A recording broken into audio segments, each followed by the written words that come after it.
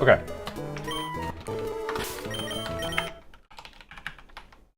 Shookaberry.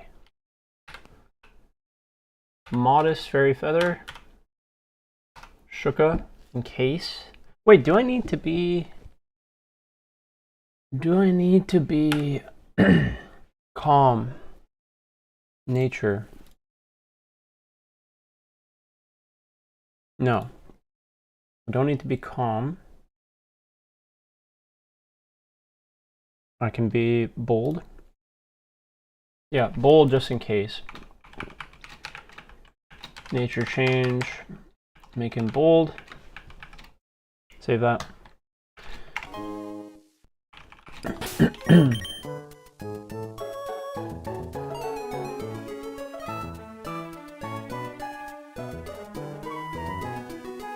Okay.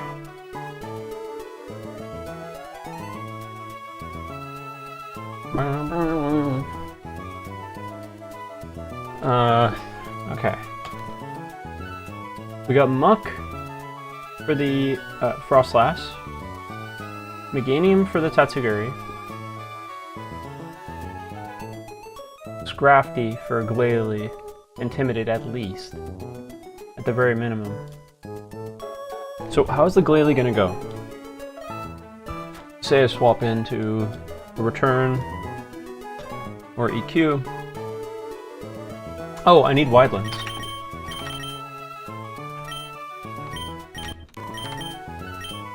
For high jump kick.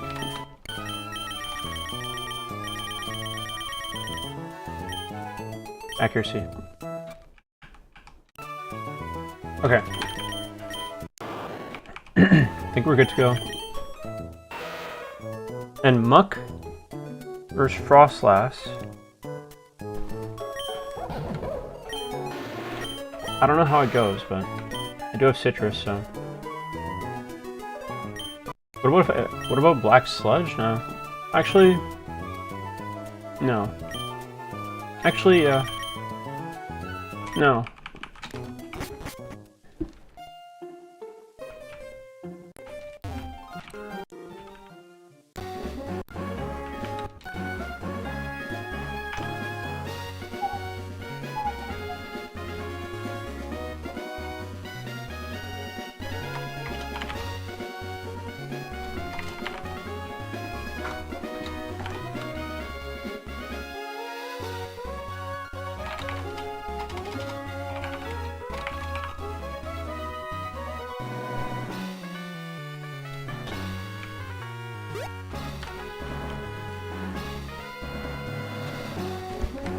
Okay.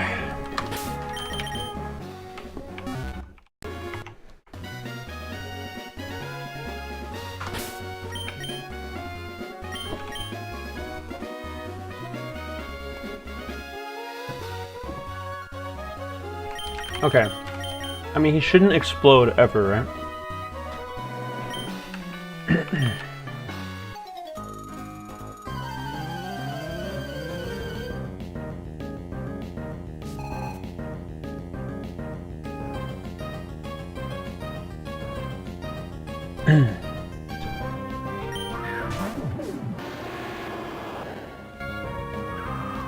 Okay, please don't switch, man. If he switches, I don't know what the fuck I'm gonna do.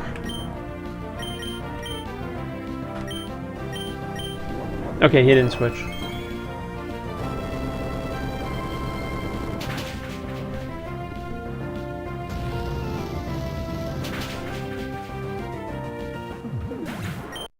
Okay. Okay. So what happens? What happens here? Do I just hard swap Muck? I'm assuming he just Bitter Malices, right? Why is Snow not up? Okay. So Muck comes in. Wait, why is my Muck doing so little damage? Oh no, okay. I didn't calculate with fucking Snow before, man. Oh man, I might wipe in this fight. Jesus.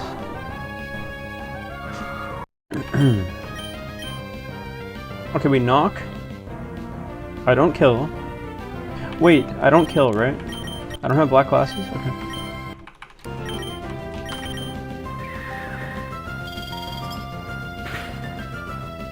A crit!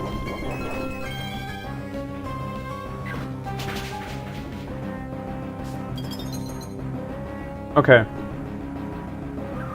Now I can parting shot.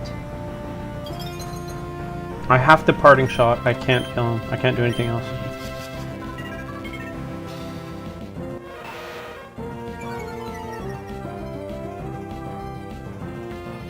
Okay. Is anything... Oh, Meganium. I have Meganium. Wait. He can't use it twice, right?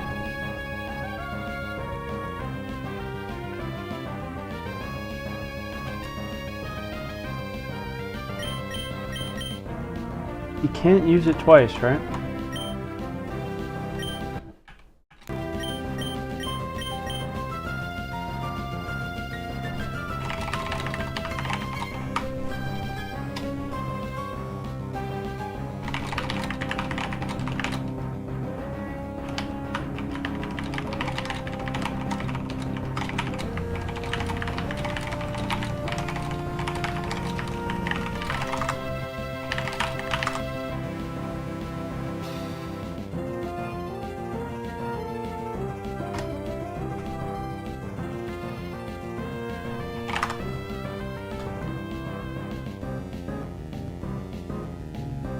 I need to be absolutely sure, because I'll like lose the run, if not lose the run, but I will get smoked if this is not.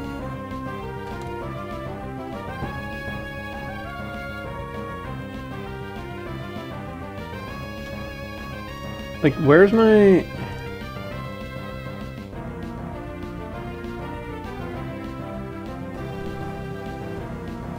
Battle AI dot or Destiny. Yeah, I have Destiny Bond in the AI here.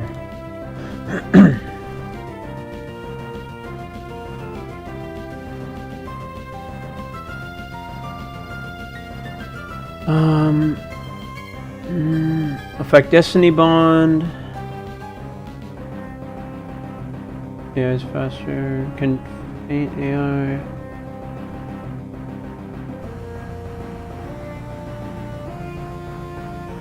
Destiny Bond. It's not.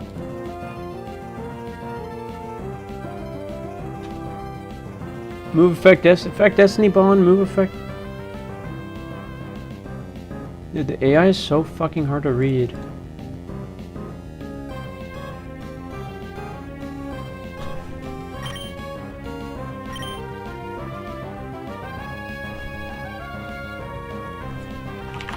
Also, I need to make sure I actually kill this thing. Yeah.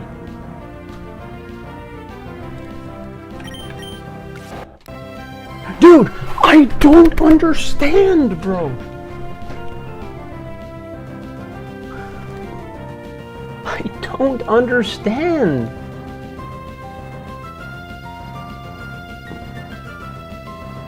I don't understand, bro. Yo, I don't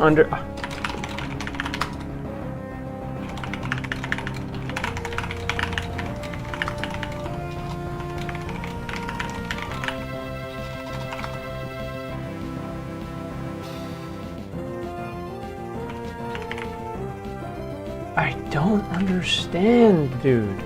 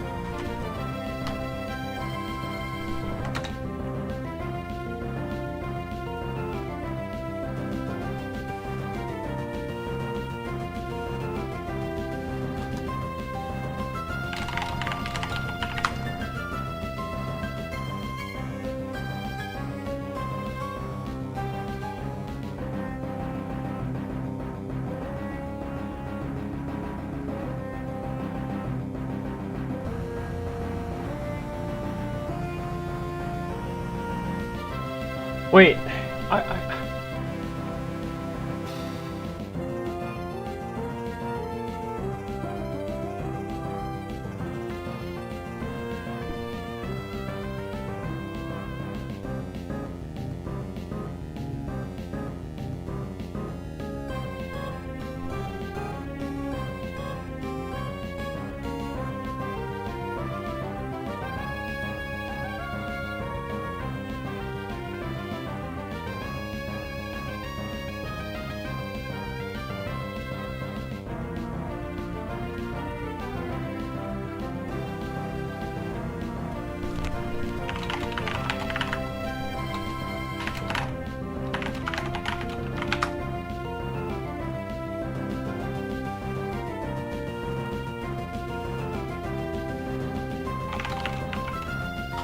dude, that is so fucking retarded, bro.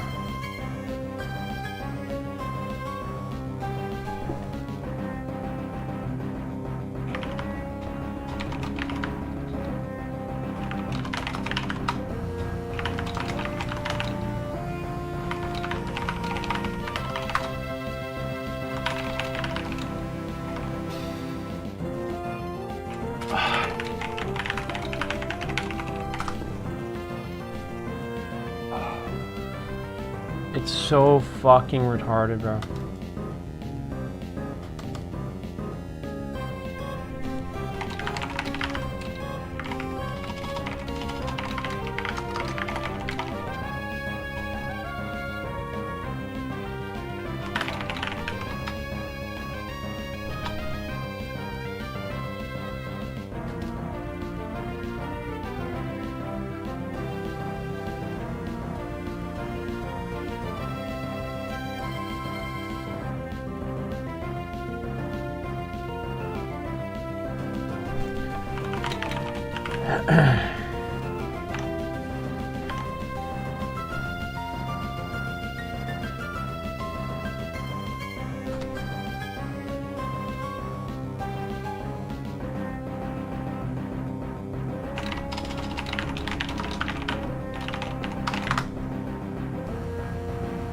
At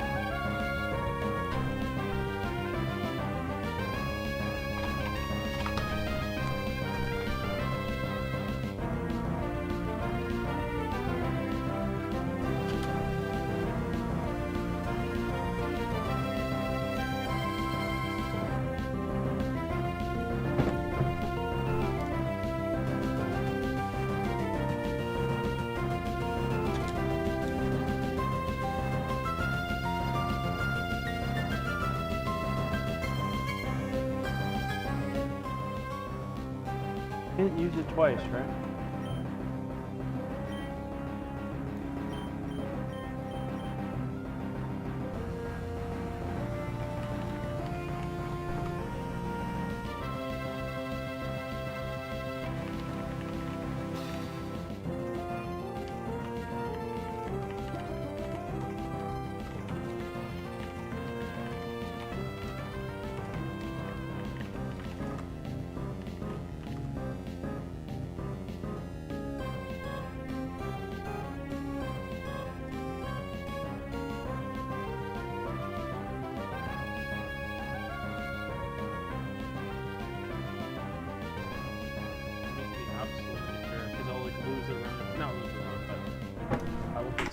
If this is not.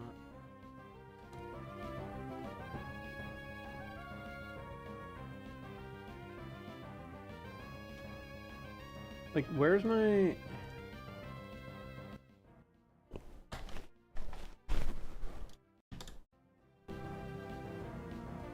BattleAI.me or Destiny. Yeah, I have Destiny Bond in the AI here.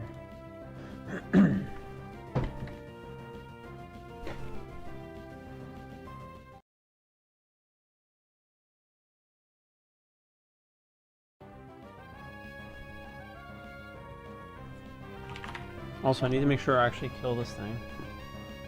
Understand? Dude, I don't understand, bro. I don't understand. Yeah, I don't fucking know, man. This is fucking bullshit, whatever. I mean, I don't know, like, had the discussion multiple times. I don't know. I mean,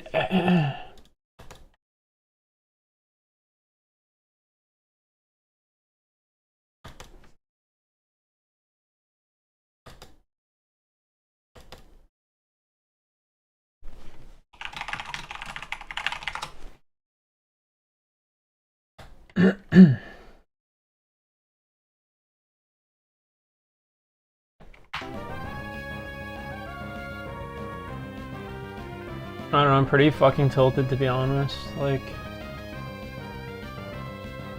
but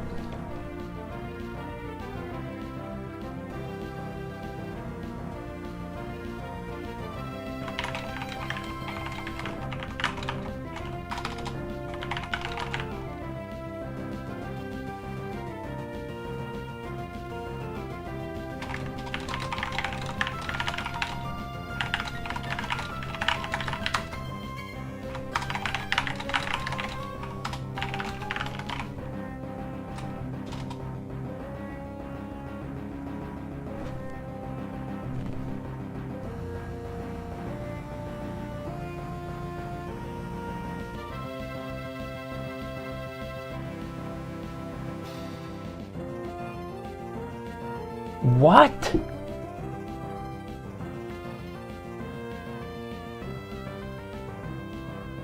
Wait, what?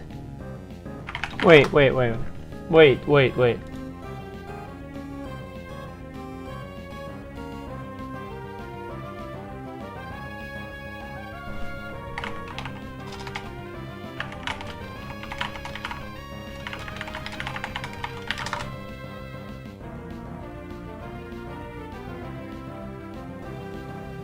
What?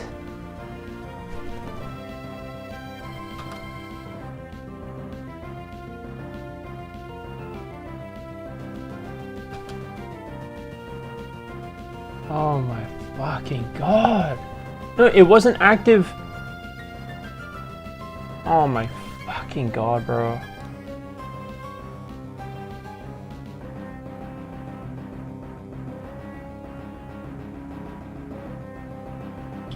Where's my dog? I need to read this properly. I don't understand. Destiny Bond. Until the user's next move. The user, okay. If an opposing Pokemon's next attack knocks the user... Oh. That Pokemon faces it as well. The user used this move successfully as its last move. Okay, I understand.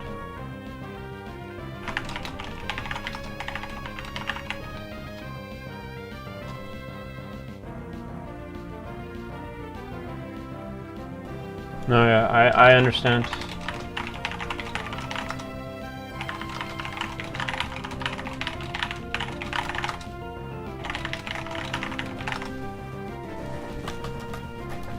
Oh, fuck, man.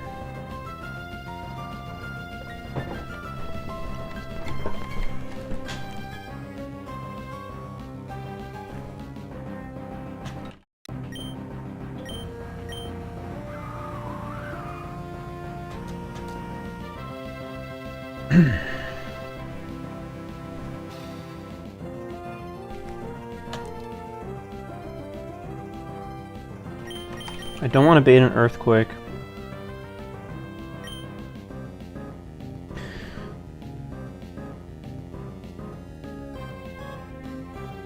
Do not want to bait an earthquake at all.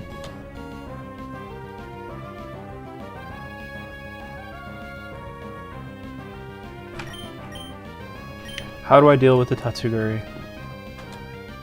No, this is fucked. I think I'm screwed.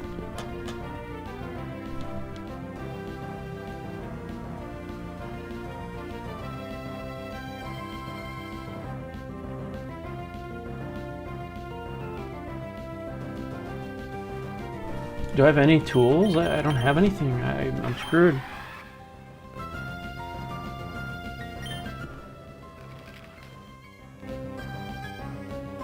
I need to...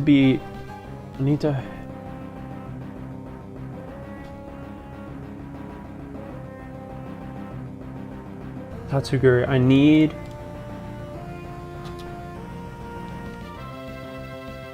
maybe brick break for this.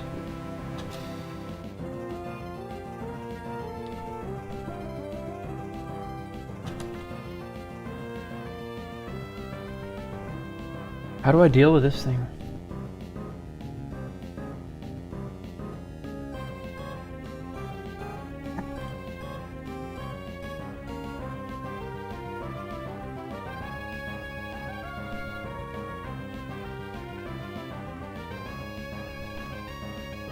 I think I'm just fucked here. Oh, I could muck parting shot something.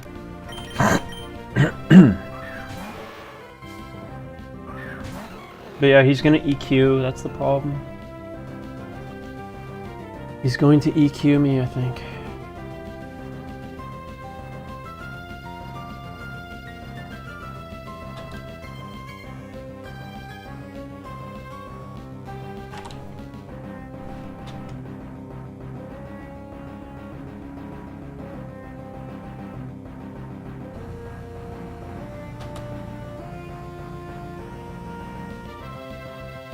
Can switch and maybe flash cannon, then go to...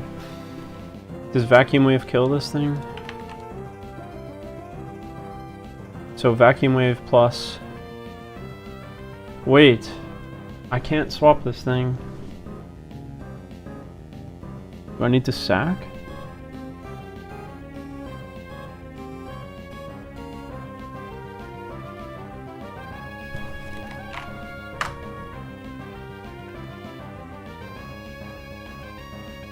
I am faster.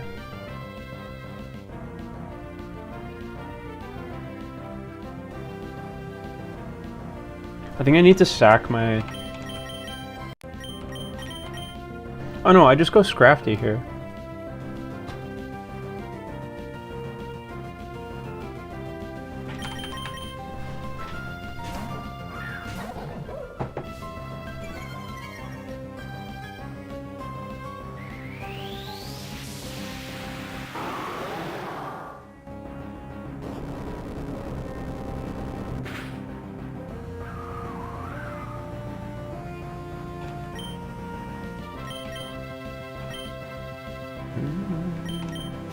Problem is if I don't fucking kill, then that's... man. I didn't calculate with snow, man. I'm so bad. Yeah.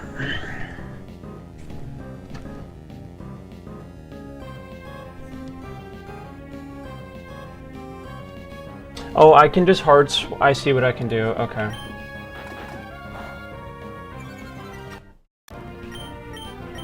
Alright, we kill. Fuck it. I don't care.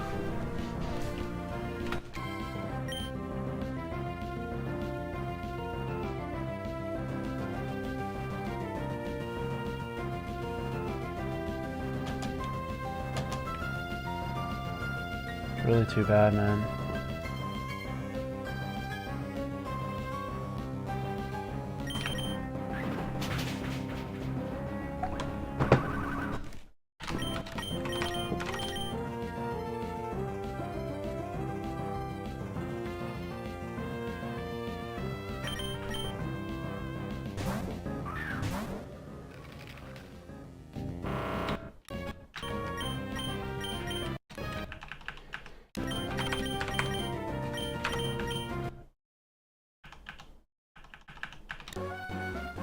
Really too bad.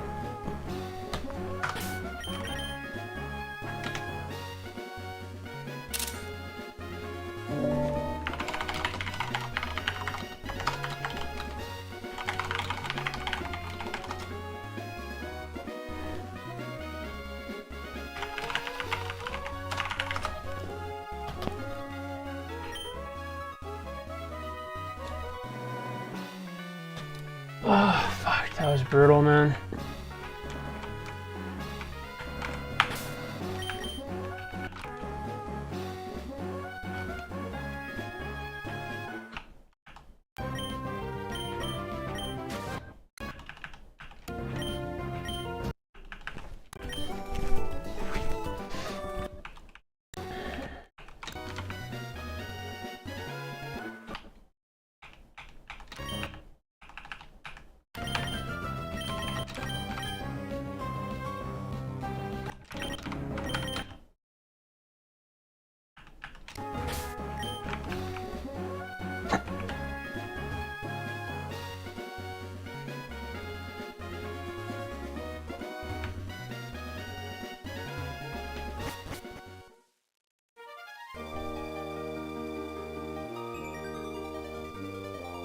Okay.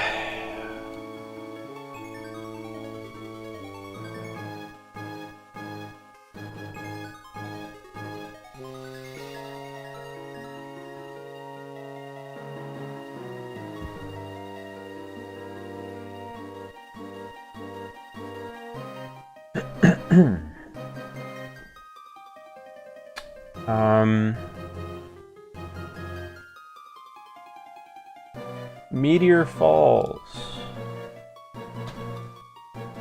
Meteor Falls, huh?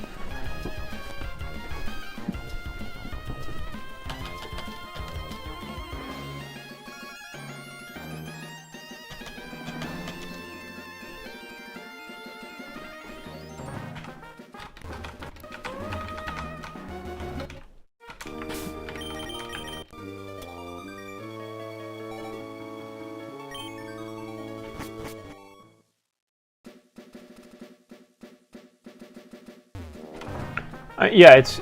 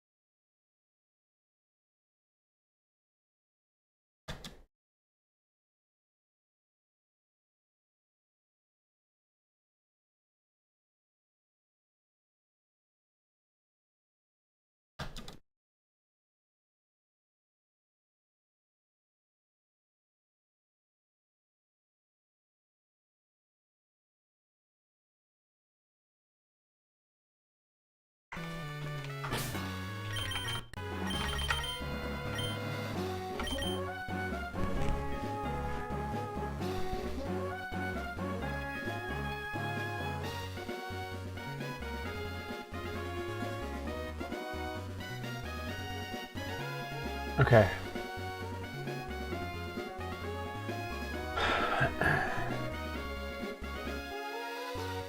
Mount Chimney.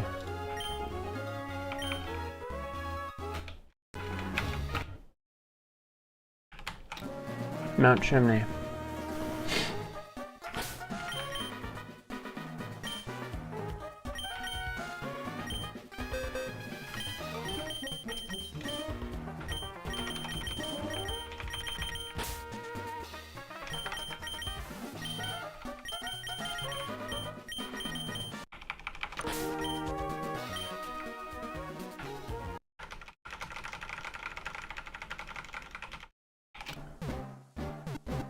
Come on.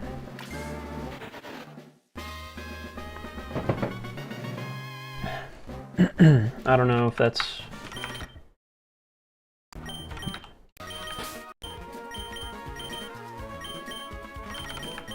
Oh, I forgot to fucking box some.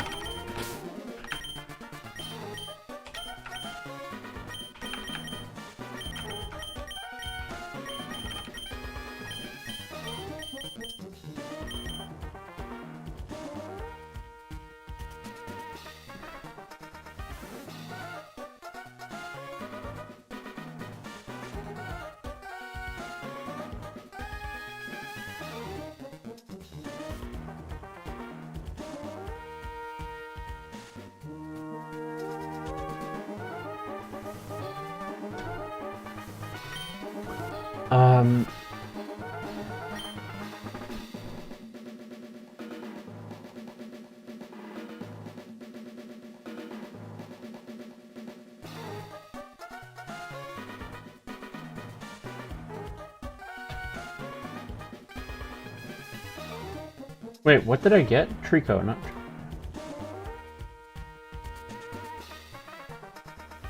Okay.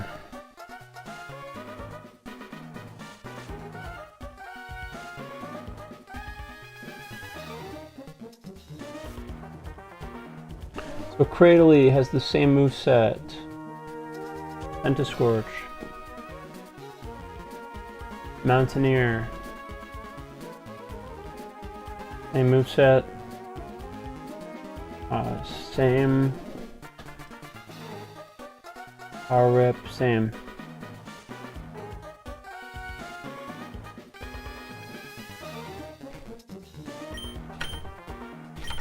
Okay.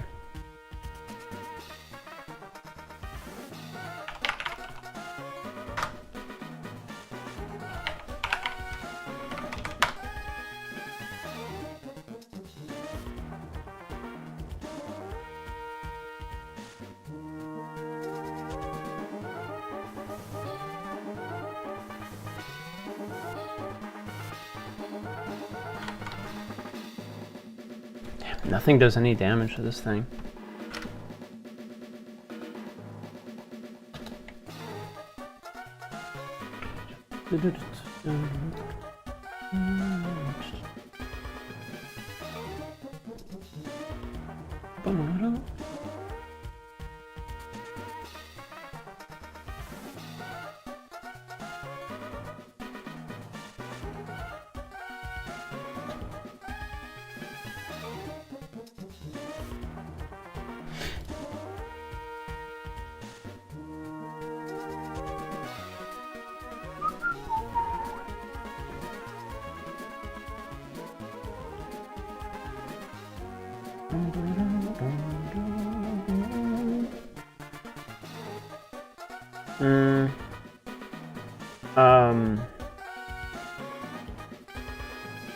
Hey Google.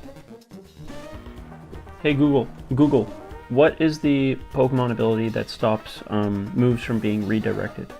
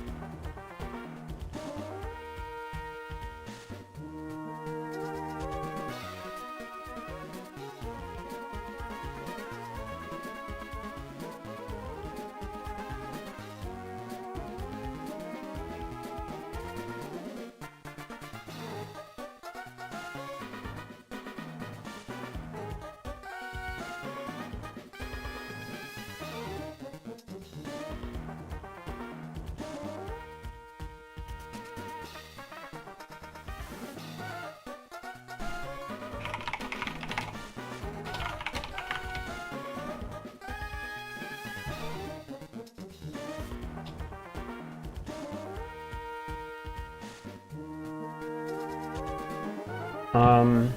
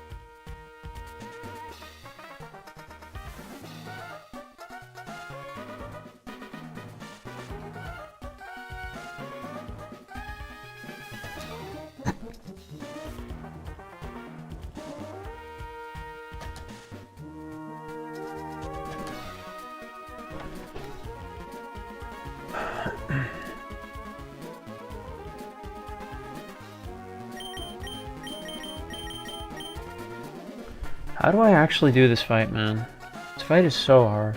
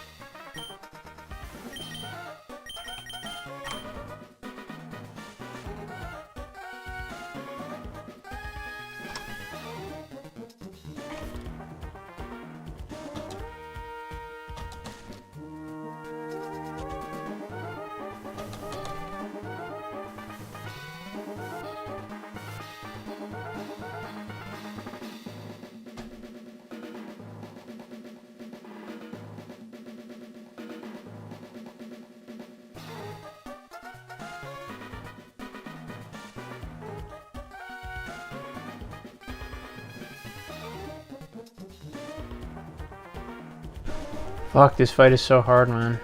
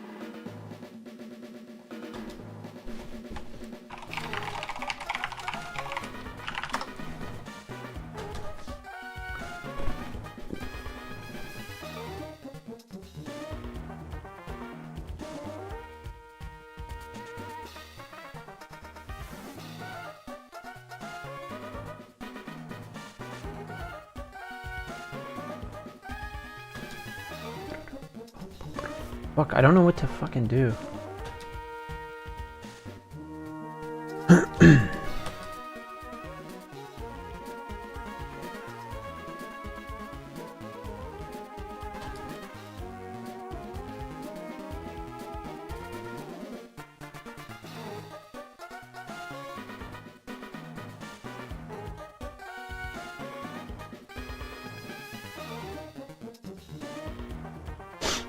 Okay, I'll bring the muck.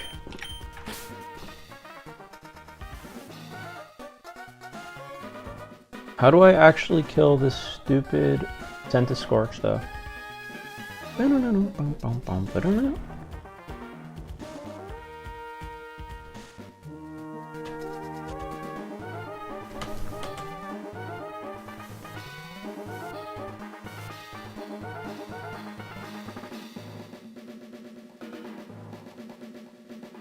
How do I kill the Scent to Scorch?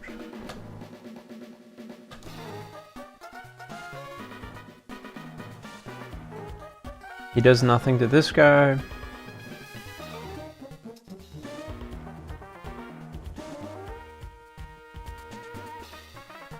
No, he does.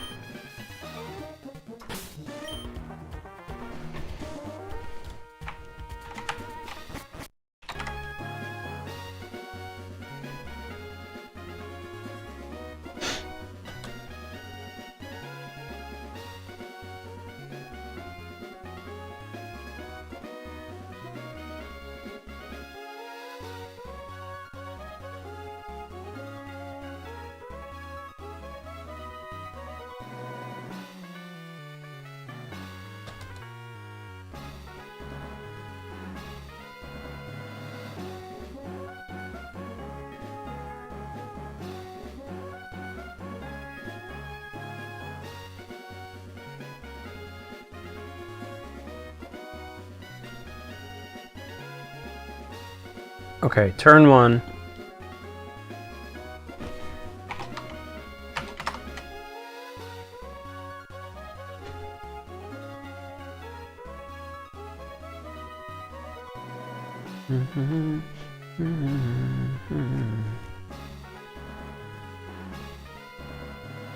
Wait.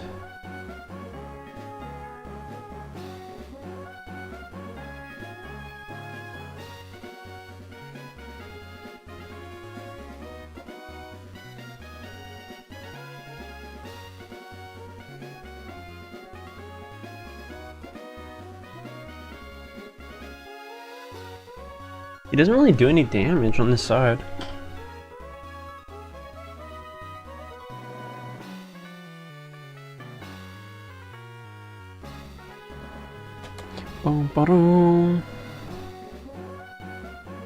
What if I just do normal gem? No, I can't have normal gem.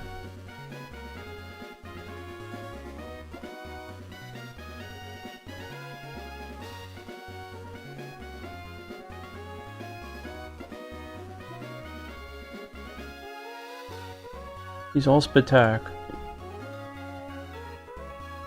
Do I have sucker? No.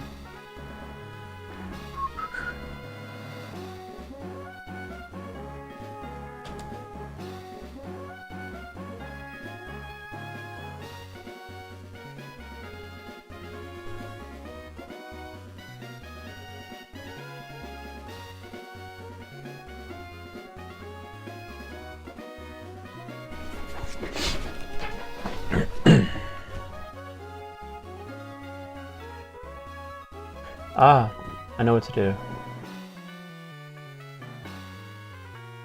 I can bait the power gem.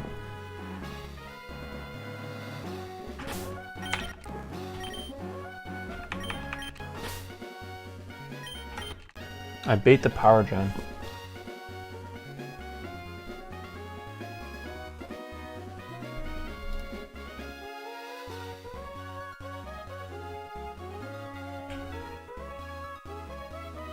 How much damage do I need to do? Volt switch. So 69.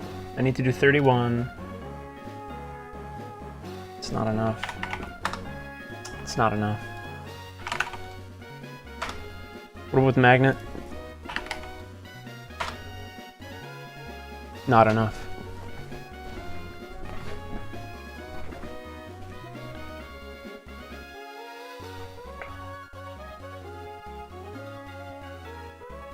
Not enough.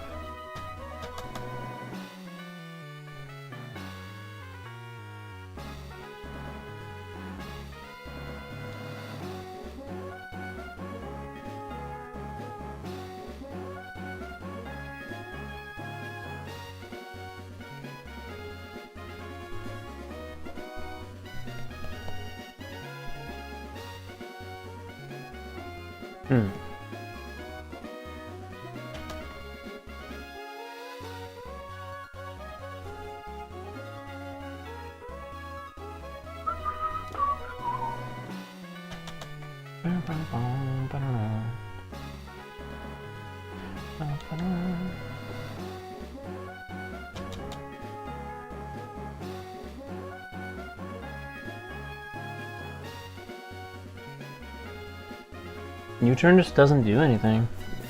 Oh, what about Shadow Punch?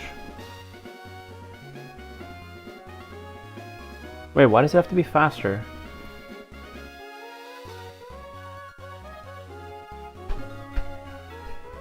It doesn't need to be faster, actually.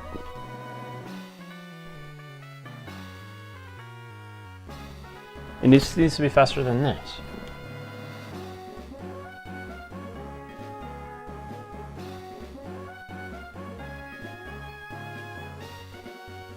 This is Storm Drain.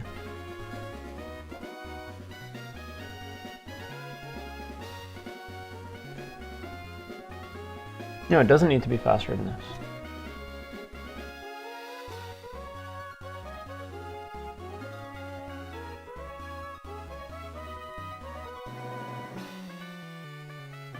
Rock slide doesn't work.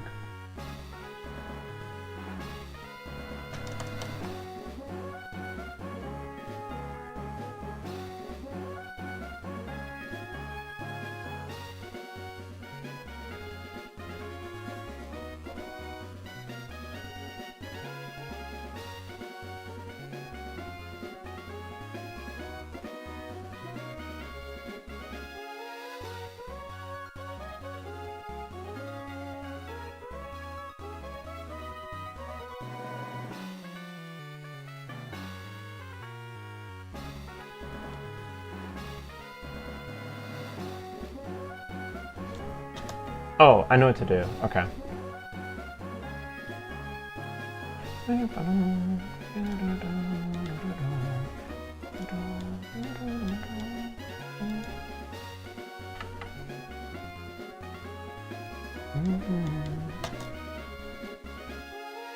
Wait, it's not even enough damage, bro.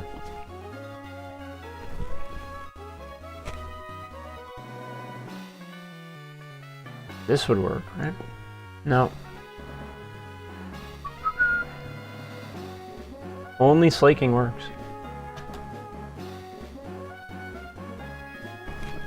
Only slaking works.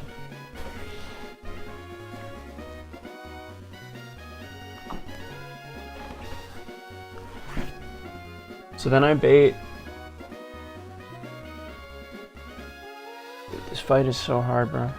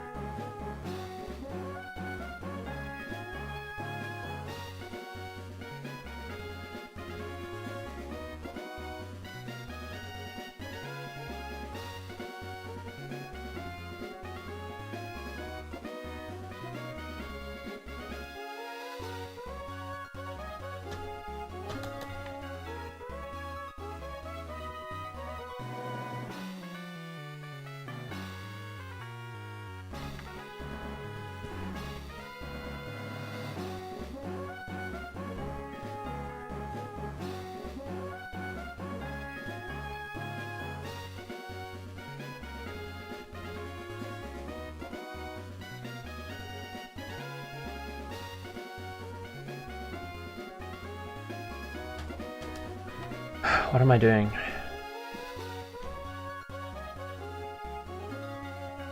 I don't know.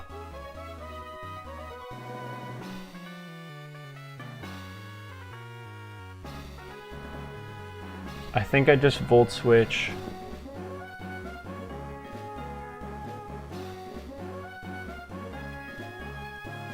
And go to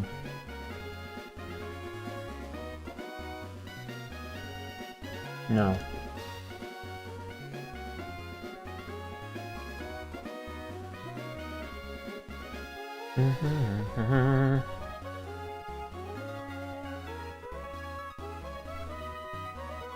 Maybe sack Octillery.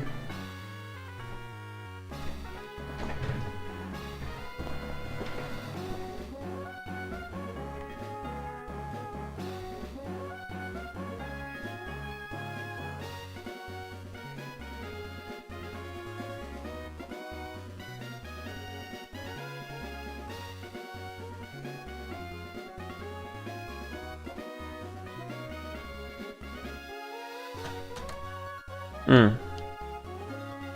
Could go Scrafty, although it's not great. What about Slowbro? Yeah, I'll go Slowbro actually. I'll go Slowbro. And that would be...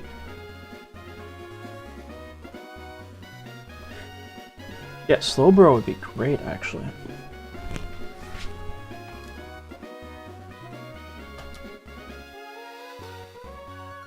So they need Leaf Storms.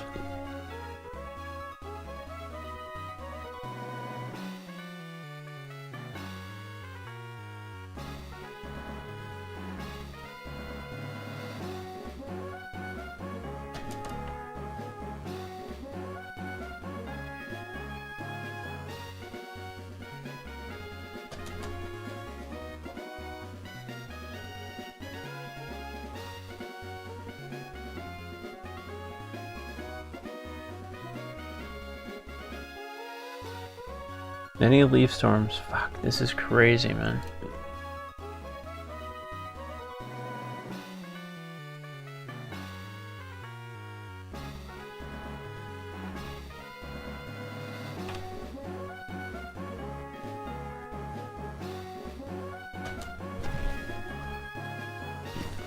Any Leaf Storms, the Slowbro slot. I hard swap into Muck. The other person on the field would be this guy. And I just Body Slam and Air Slash. No, it doesn't work.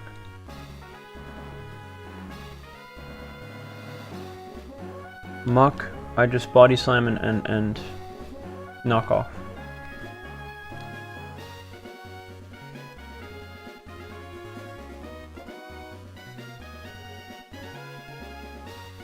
Oh, this is gonna be fucking crazy, man.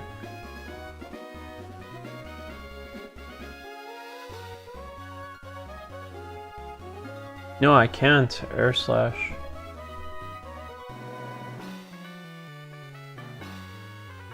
Because this thing is still hitting me for a lot.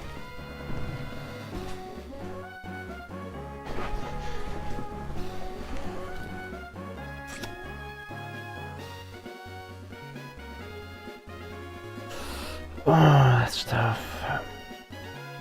Well, I am in Muck. No, I'm in Muck.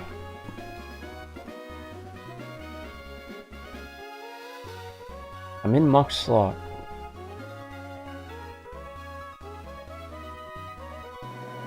And I have... Let's say I give a Shukaberry.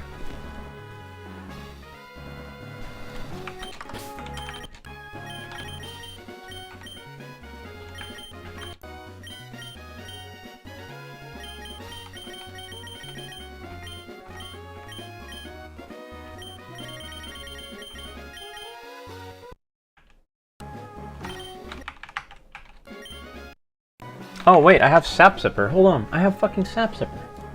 I have Sap Zipper. What am I doing? Wait.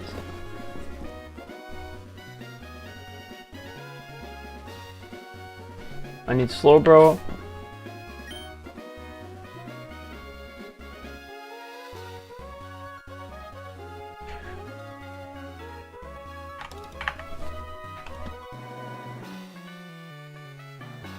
Attack raised by 1.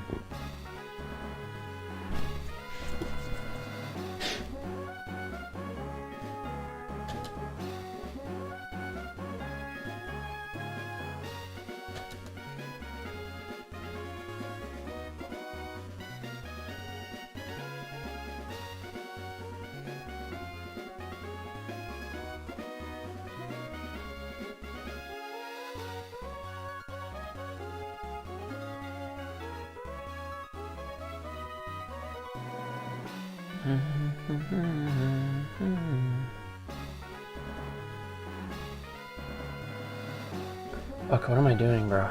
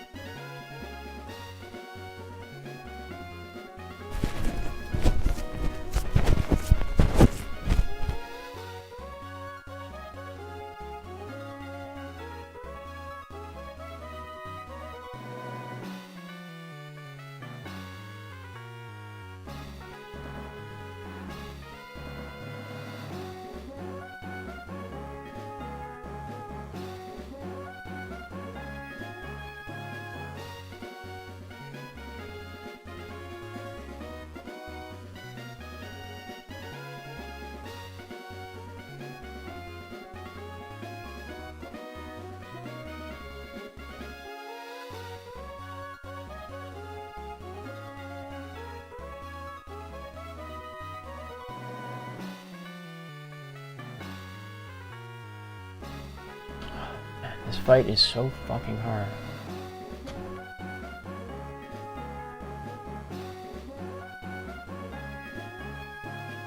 I need Zip Striker.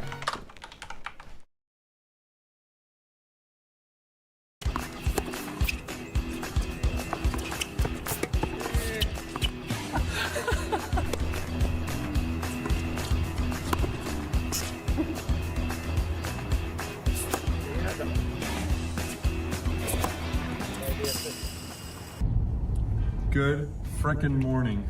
We are going up to Michigan for practice with the GOAT. I think it'll be good. We can get a little bit more into the weeds than we can in those short form videos, and hopefully I can be a little bit entertaining along the way with some good tennis. I'm sure he'll show out. But to start, we basically start every practice with these mini games, and I know they might seem just like fun, and honestly when I started working with Ruan, I thought they were just supposed to be like a warm-up to, I don't know, get me activated and so I'm not bored. But he's really done a good job explaining to me that these drills have a real purpose, not only to get you moving, to work on some continental skills and feel at the net, but also to learn how to read the game a little bit better. I wouldn't say I have the world's best tennis creativity when it comes to playing points. I'm usually like caveman, hit ball hard to corners, and these drills, as he's explained, make me pay attention to how to build a point, how to open up the court. So that's a little maybe interesting purpose behind those that I didn't know before this. So what I'm going to try to do is, as we go through each drill, I'll explain the drill, but I'll also explain things that he's having me focus on and what I'm trying to focus on. So even in the warm-up here, there's a couple things I'm thinking about. One thing that's big for me is getting my forehand, the racket, prepared away from me a little bit more so I don't get too close. So I try to do that in the short court. That was his recommendation to me. And then when I get to the baseline, the big thing has been choosing a pace that I can control early, because I love to crunch the ball early on. And then besides that, making sure I'm moving up and back, trying to get the ball on the rise. It's really easy for me to get stagnant in the warm-up, and so when I'm with him, the first 10 minutes I think are always a reminder to me, hey, move forward, move back, get the ball in a good spot on the rise, and that's really where I need to start my practice rather than just trying to hit the ball as hard as I possibly can. No, not like the last 5 days. I hit my. From there, we go into our first real drill of the day, which you've probably seen if you've watched any of these videos before. It's us rallying right on the baseline. And there's a couple different things he's asking me to do. So obviously, I'm trying to get my racket prepared quickly because the ball's coming fast, so I have to pick it up. But another big thing is making sure I'm not just standing right on the baseline. If there's any possibility at all for me to get up into the court, take that step forward, find a little bit of that space, and then when the ball's deep, make sure I'm getting really low with my legs, kind of absorbing that pace. And for me, this seems like a drill whenever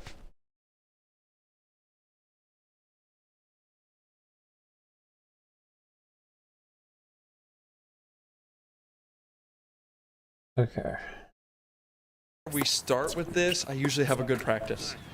But that's our first 20 minutes or so, just rallying from the baseline and then doing that drill. Here's our first water break. Now we go again, just more hitting a lot of balls today. Okay. We're going to run some different drills, but getting in good habits again. Okay. Keep hitting up and down the middle. I don't know if we've ever done this, but so one forehand, one backhand. Oh yeah, we've done that. Purposefully.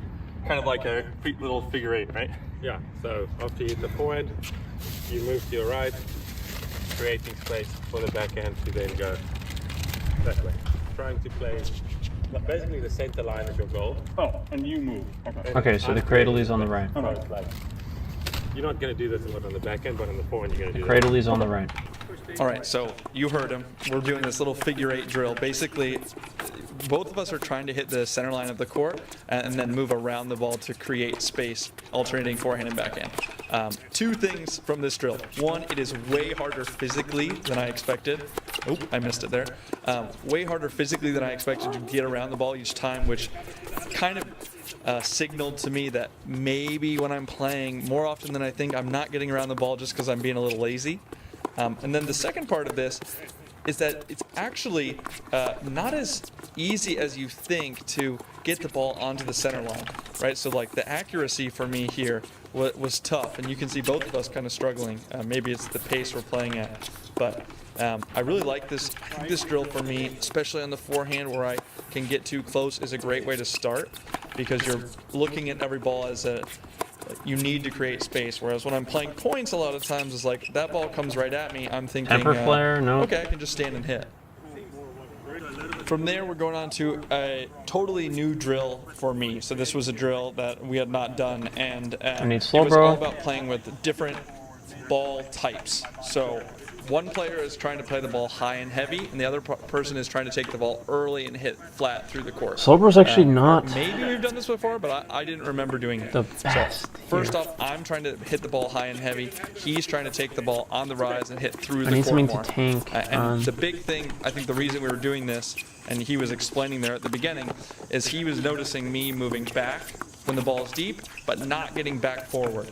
So basically, I was moving back, but then staying back. And the goal for me is to get back when the ball is deep, but then get my weight back forward into the shot, even though I'm trying to hit the ball, hit up on the ball. So, not sure if you'll be able to see it here early on, but towards the end, hopefully you can see I'm trying to get behind the ball and then get my weight going back forward into the court, even though I'm still trying to play with shape. Magnet. I skipped ahead a little bit here because I thought what he said was interesting. One of these, he hits the ball really deep, and I try to go for too big of a swing. Yeah, right here. So listen to what he says after that. If my ball's coming that fast, for you to swing as violently, maybe that's the one way more. Okay. I accept he's hit a good ball. Okay. Flare boost, no. Good position. It's going to accelerate the hand a lot, but maybe slow it down for a bit.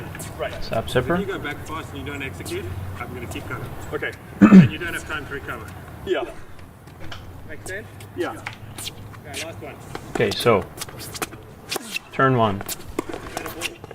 Okay.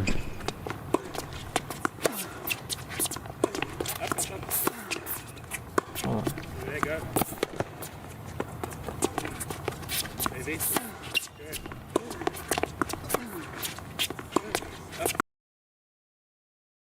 His watch hours per month, so he just crossed like 30,000, which feels pretty impactful. That 30,000 hours of people's consciousness per month is getting spent watching the content. I mean, it's a drop in the bucket by the standards of like the Joe Rogans of the world, but if we're doubling about every 3 months, so if you give me like 4 more doublings, suddenly I really get on the map as like, hey, this is actually a popular podcast. Fantastic. Exponential growth is a curve we're all very familiar with. Yes. Yeah, exactly. And it's also a rising tide, right? So I'm fully expecting that there's just going to be more interest into this category. And I do think that among the category, I'm doing pretty well. Certainly people in the category seem to know of the show. And I feel like there's some episodes that are kind of like must listen if there's like a figure that you respect and they're finally coming to debate. Like it's really not like, hey, I've already seen this guy on a different show, so I don't need to see him on Doom Debates. It's like, no, you need to see him on Doom Debates because I'm the only one who actually like pulls out their view. I guess that's like my specialty. So I'm pretty optimistic that there's like a tailwind, and it's also kind of a win-win for me because if the field dies down, it's like, well, at least that lowers my P-Doom if the field column goes, right? So either way, I win. It seems like a tool that you've, and I don't know if I'm correct about saying this because I haven't seen, all your shows, but I've seen a few at this point. It seems like a tool you've landed on is the Doom Train. What is the Doom Train? The Doom Train is a lattice work of arguments. It's not really a linear train, but it's the idea that Turn one. if you're going to be convinced that Doom is high, it means you have to first be convinced of all these other dependent claims. And so the stops on the Doom Train are very high level. The first stop is like, hey, are we likely to get superintelligence anytime soon, or are we going to go 1,000 years without getting superintelligence? Robin Hanson is an example of somebody who's like, yeah, I can definitely see us going 100 years without getting superintelligence. I get the impression he's like 50-50 on that. And he said something like that when he was on my show. So that's like a very early stop on the Doom Train. And he'll say something like, I've seen so many AI summers followed by AI winters. This is probably just another AI summer. Okay, so bye-bye, Robin. No, He's getting off on the first stop. turn two. And then the next stop would be like, okay, how much headroom is there above human intelligence? I'm Do you trying think to Einstein bait is almost in. as smart as it's possible to be? Douglas Hofstadter, I think, remarked Bait in like the in. 70s when he was writing Go to Leaf Lecture Bach that storm he has a plus very hard Giga time Drain. imagining what it means to be a mind smarter than Einstein. But I think he's repented since then. I think he's admitted that Death he's been Striker. very blown away and scared by how much LLMs are doing, and he has like a different opinion now. So that would be a stop on the Doom Train, just being like, what does it even mean to be smarter than Einstein? How much smarter can you be? my answer is like a hell of a lot smarter in terms of like, using your brain to get outcomes. And then another stop is like the orthogonality thesis. Like, hey, what if really smart AIs just become moral? And another stop is instrumental convergence, where some people get off because they're like, I just don't see why they have to like seek power or like be hardcore. I think they can just be like chill buddies. And then like the final stops are like, okay, yeah, sure, there's going to be these AIs, they're going to be hard to align. This is kind of like the Jan LeCun stop, where it's like, yeah, but we'll just do it. We'll have projects and we'll grapple with it and we'll succeed, because that's what the human race does. So roughly, if you aren't convinced by any of these stops, like I'm not, then you kind of get to the end and you're at the last station, which is like, oh, so P Doom is just high. So I've walked through the entire train, and when I meet people who haven't given much thought to the argument, usually I don't have to walk them through the whole train step by step. It's more like a la carte, like, okay, just tell me where you want to get off. Like, you just throw your own objections at me in whatever order. But when they come on my show, I usually just systematically try to, I do like a, what do you call it? Like when they look at the, I do like a spectrograph of like which stops they want to get off at. Yeah. I like that, like, explicitly laid out approach, because that's how I've been handling it like the last couple of years, because I used to, if someone asked me about it at a party or something, this comes in. It was rare, but it came up a couple of times a few years ago. I would kind of give them like the long spiel, and then I realized, hey, this might not be that interesting to them, and I have no idea what parts of this they already know. I need volt switch. Now if I'm at a party, and if, I'm not like an asshole who'll just interject, but if the situation applies for it, I can lean in and be like, well, hold on, like, why do you think that, or what do you mean? Where, and I've used like the, where do you get off the train? I like the like having this, because it is those stops, people. That is where everyone I've talked to has gotten off at one of those places, and I like that you've got it listed out that way. That's really cool. Yeah, I was originally going to call the show Doom Train, because the thing about a debate is, I never change the guest's mind. There's actually one guest who's coming out who actually like updated a few percent. That was like my greatest victory, like down or up 5 percentage points after talking to me. But it's very rare. Usually there's like a 0-point update. But the reason why I think the episodes are productive is because the space of positions is so high. Right? Everybody has their own Doom DNA. Maybe that's a new term I should use. But it's like, you go to 23andMe and I want to sequence your Doom genome, or get Doom spectrum in that analogy. Like, like light sources have a spectrum. And so there's different people have different spectrums, and I just thought that this would be like a show cataloging everybody's Doom DNA. Like these are all of our different positions in a high-dimensional Doom space, even though to me it seems pretty overdetermined of like, yeah, these are all kind of like hopium stops. Like these are all very far from like what you just should believe by default. But that's what makes the show interesting. I personally feel like a little bit of train fatigue, I think, when we go down like the entire track. I almost think it's better just to like get a guest's 1 or 2 really big stops and just focus on those. You have to watch out for and then maybe people who watch the show for a long period of time can piece together all the stops on their own. Be like, oh, you're on this stop of the Doom Train. You should watch the episode with, Richard Baxter or whoever. Because going through every single stop in the course of a show, like, at some point it's like, okay, I get it. We're going all the way to the end. I don't want to go all the way to the end again. Yeah. Yeah, it's a good point, and maybe I should even try to feel out before what a guest's biggest stop are, and be like, okay, today we're going to be debating your biggest stops, which are this and this, and that way save some time hitting every stop. Yeah. Do you prep for individual guests sometimes, or is it just like, wait, did I need that muck feel them out as I go? I do a variable amount of prep, and it kind of depends on like either the prominence of the guest or like my own personal interest in the guest. So if there's a guest that I'm mildly interested in and isn't prominent, then I might be more like wing it.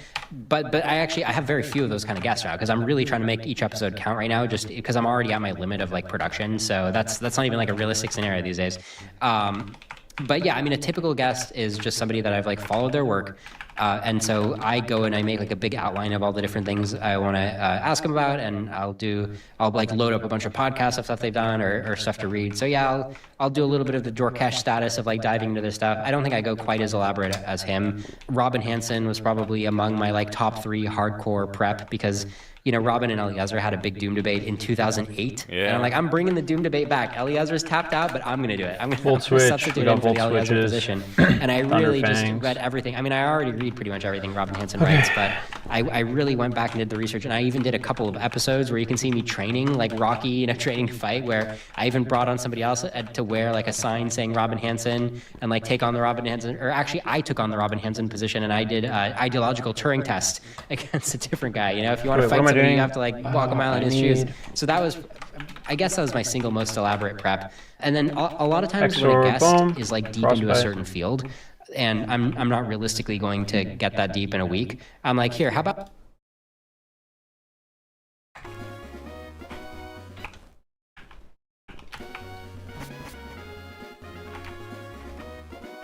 Okay, so hold on.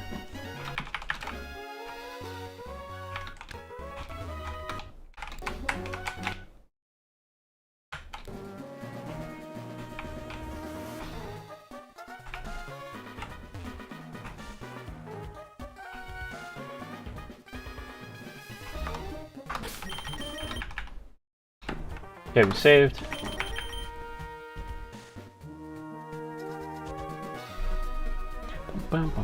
So I want Kilowatt Roll to be looking at Center Scorch diagonally.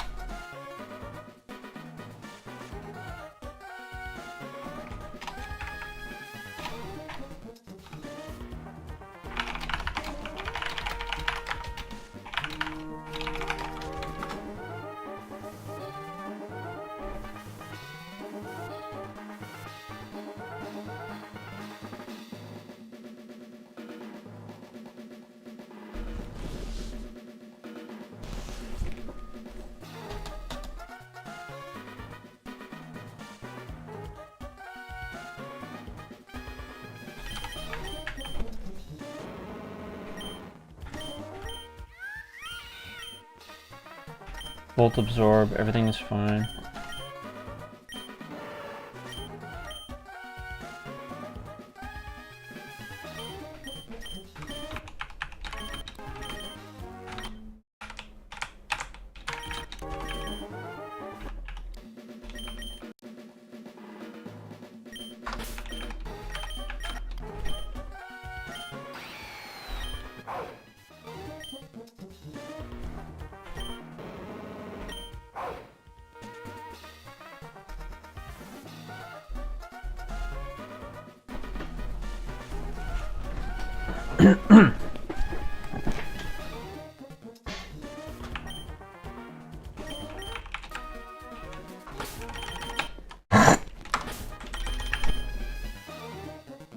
Alright.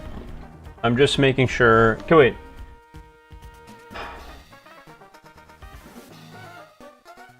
I need to make sure that the Kilowatt Roll is in the right spot. Hold on. Got my eye. So I need it to be where the Nidoking is. Yeah. Yeah, this should be right. But if it's not right, you know, I will just reset the fight, which is fine.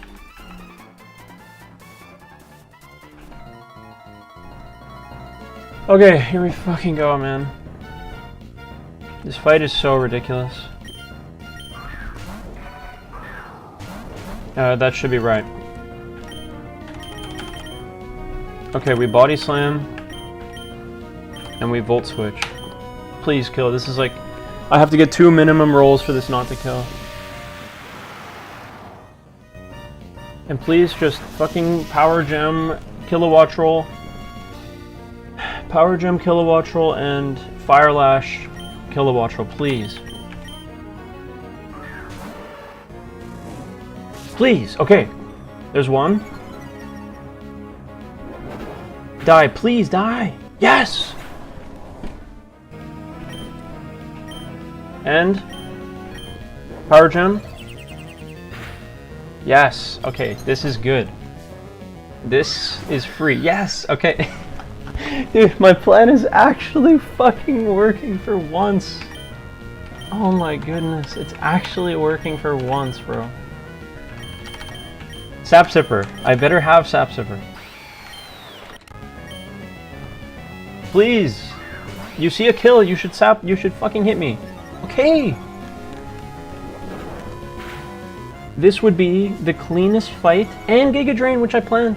This would be the cleanest fight in history. No, I don't want to hit that. Oh no, it doesn't matter, it doesn't matter. Wait, Flame Wheel does not boost my speed, right? Okay. I'm faster, it kills. I have Shookaberry.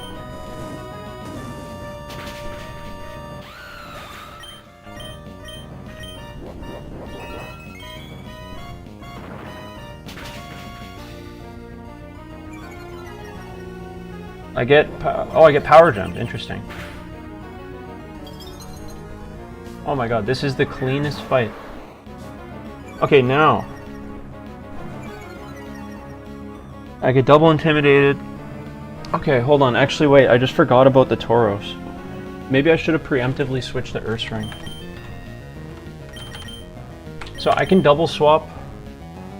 Hold on. I need to think.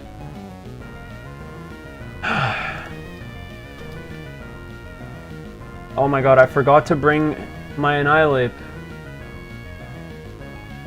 Oh my god, that's what I forgot. Oh no, I wanted to kill the Watchroll. Hold on. I was gonna Volt Switch, that's what I remember. I'm Volt Switching with the Zep Striker on the Tauros. And bringing...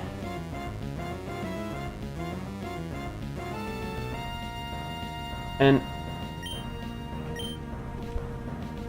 I don't know what I'm doing actually. Hold on. I guess I Slowbro on the potential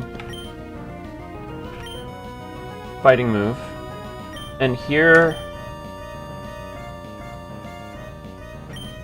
I don't know what to do because I thought I would Volt Switch into my flying type after an enemy takes damage. Hold on. Tauros versus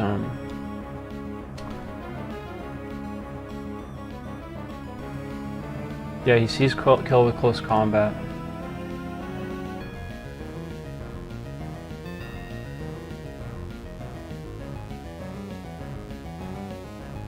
Fuck, I kind of messed this up. Okay, well, I'm just gonna... No, but the thing is, I could get... Cradley could use the rock move on me. You know what I have to do? I have to do this.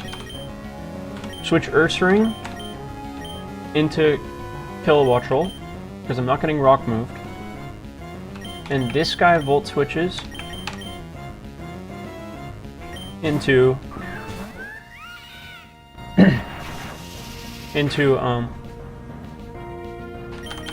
Slowbro, because I can eat the rock move.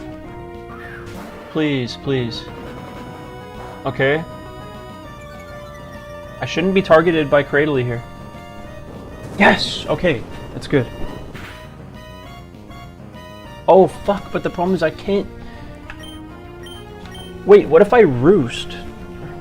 No, it doesn't work, man. I think I have to sack fucking kill a Watchroll here, man. Is there any way around this? Wait, is there a way around this actually? Hold on, is there a way around this? Shouldn't I get double targeted by Cradley? Hold on, if I Volt Switch, I can Psybeam, or what do I have? Psyshock, the... If I Volt Switch and Psyshock, he dies. And I have to swap in something that can tank a rock move, 2 rock moves, which I have. Oh, he died! That's huge! I just go Scrafty here. Oh, that's huge, man. Yeah, eat the power gem. And now, I get a free swap. I'm gonna swap this here and swap this. Is that good?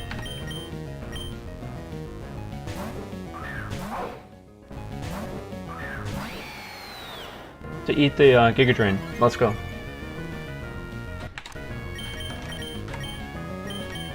Okay, now it doesn't really matter what I use.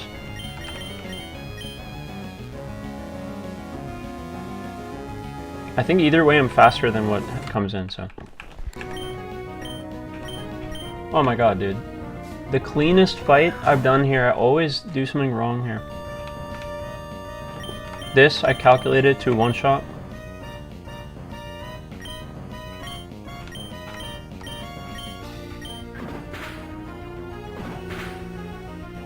I forgot about Sucker Punch. Wait, I should have thought about that turn. Fuck. Hold on. What does he do here? Just quickly see this. He's gonna Rock Slide, right? 80 speed. Okay, I'm faster. Volt Switch.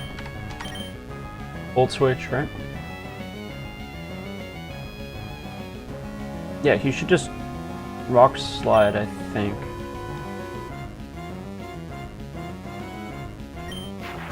But if he doesn't, I will bait an electric move here, because he will not. Wait, where is he? My Zeb Striker's on the right, right?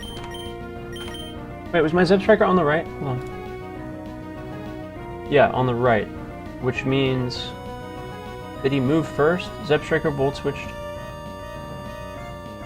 So I'm on this screen right now. So this goes where Zeb Striker. No, I want. Fuck, actually. Oh my god, whatever. I'll just go here.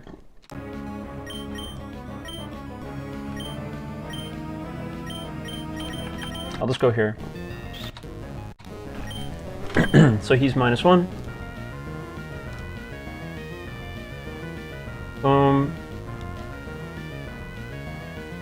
Supercell slams the Earth Ring potentially. And what about this? How does he do so much fucking damage? Oh, he's at -1, not +1. Alright, it should be fine. I'm just gonna hammer him. He shouldn't be able to kill me. Yeah, alright, GG. There we go. Let's fucking go.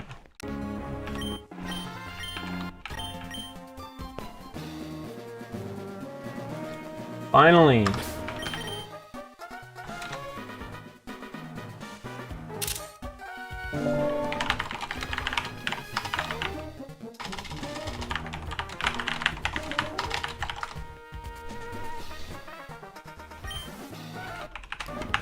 Okay.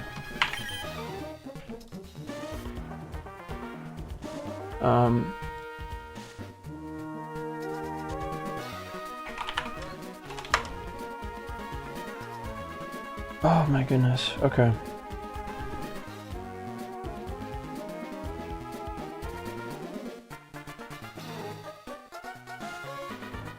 Oh, he is Sucker.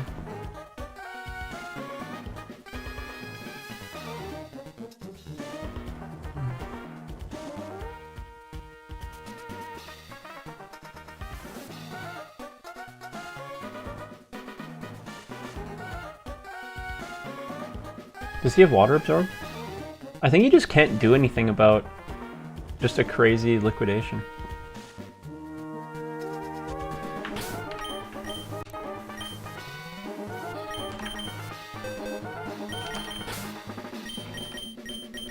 Fuck my eye.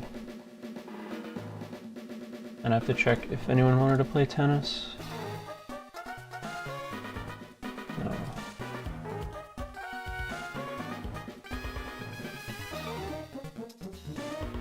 Oh my god.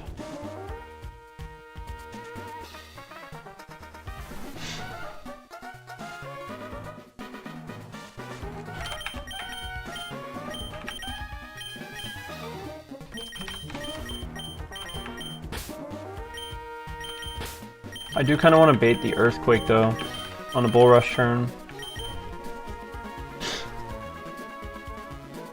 Muscle Bound. The Bull Rush is annoying.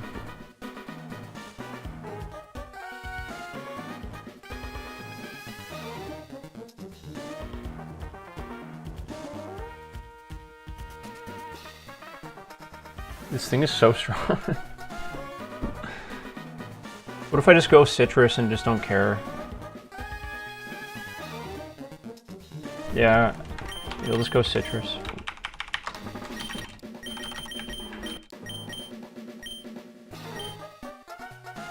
Wait, can I win flip turn?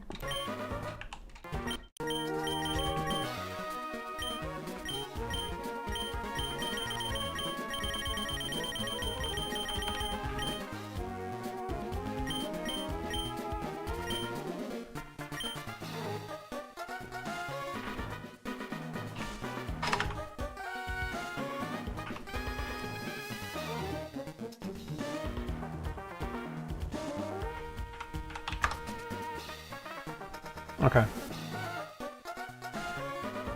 Okay, so we just click liquidation. I don't think he swaps to anything. Yeah, he can't really swap to anything. He loses the 1v1 no matter what. So, okay, so he stays in, he dies. I'm at about 50% plus 75. And then what comes in to revenge kill me? He comes in with this to revenge kill. Okay. That's the only thing that can revenge kill, right? No, probably this does too. No, but he doesn't know it because he can't see the mega. So he's guaranteed going to be into Arcanine.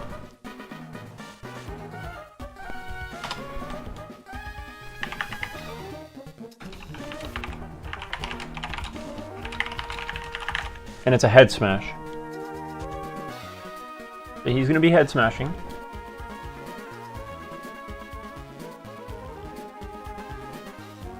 Bro, no move.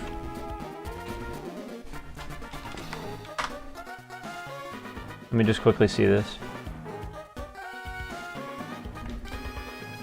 Right, so I can just swap this. I can just hard swap Empoleon.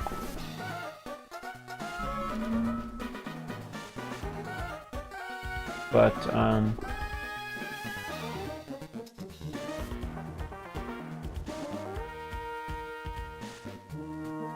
oh, actually, you know what? Quakesire might be good here. What comes in on Quakesire? So I go Quakesire. Does he have a hard swap here? Ice Punch, maybe? I mean, he tanks. He wins the 1v1 here. Yeah, he's gonna bulk up here. That's the problem. No, he doesn't. Unaware. He does not bulk up.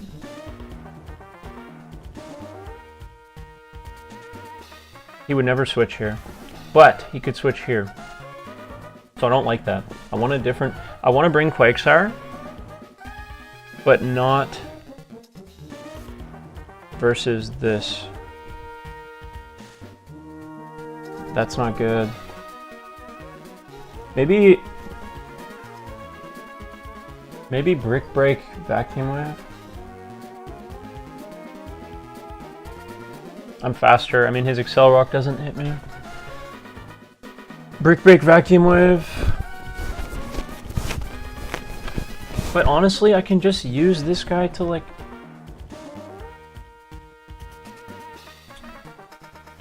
I don't know, whatever. I have a 1v1, fuck it. And he can't swap as easily because I have U-turn. And he only has Ice Punch.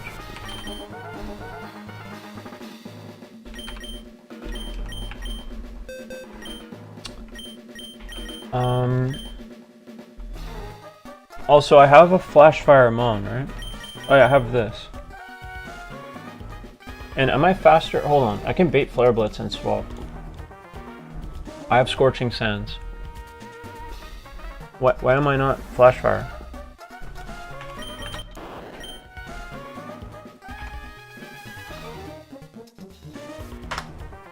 Flash fire. So I should bring this.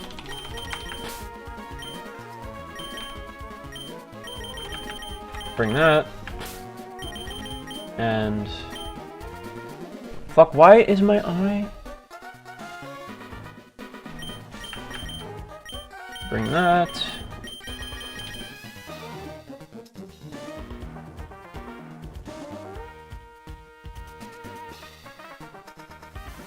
Scorching sands with soft sand kills. So if I just swap it on a flare blitz, I can just kill. But then he swaps. No, I don't want to hit him with a fucking ground move because he can just outplay.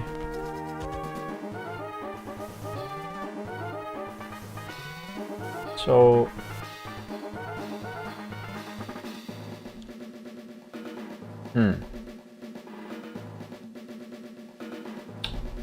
So on the head smash. Okay, whatever. I'll just go 1v1 him with this thing. Just 1v1 him with that. I don't care. Now, versus this. Do we have anything that does 15? Oh, Slowbro fucks this guy up. And I forgot to teach Scald to him. That'll reduce switch-ins, potentially.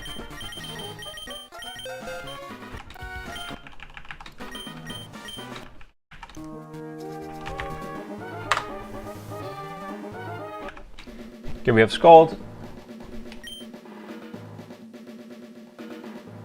Okay. Slowbro always checks this. I can free swap swap out very easily. His counter to Slowbro, I guess, is only on Doom. In which case, I can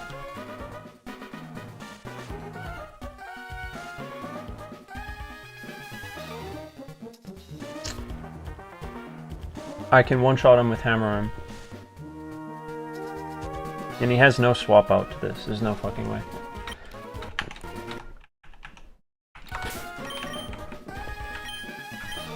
Let me poison my fucking thing. Frostbite. Okay, I think that's about it. This thing, I should have answers for this. I don't need Scrafty though. Let me change Scrafty for... No, I don't want this.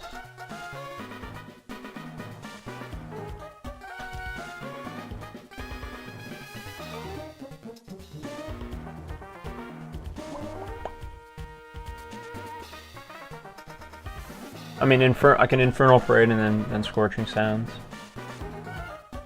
And also, this thing is nice to have.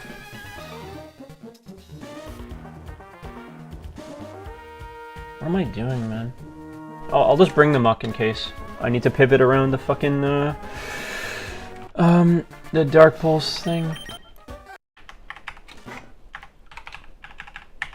Dude, this new PC, though. There, boom, boom. Don't heal.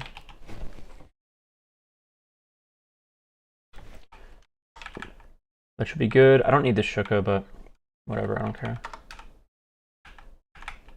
Okay, we're good. Please. Did I remember everything? I don't need these Shuka berries, that's the thing. I'll just quickly put citruses on.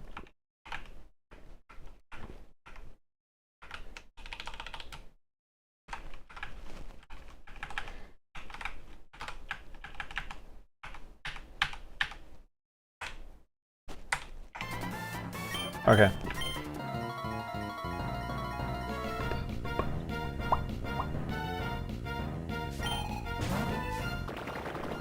Okay. Liquidation. Yeah, he didn't switch.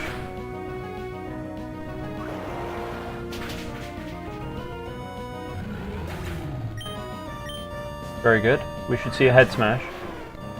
As planned. Wait, do I? No, he's faster. He has head smash.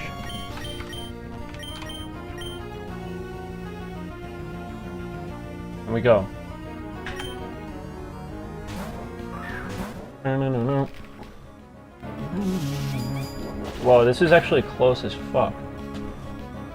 Oh, he wild charged. Interesting. So I just brick break. And he stayed in. Let's go. It should not kill. And I am faster. I'm jolly, right? I better be fucking jolly, bro. Oh, I better be jolly. Dude, I'm adamant. Oh, fuck. He will...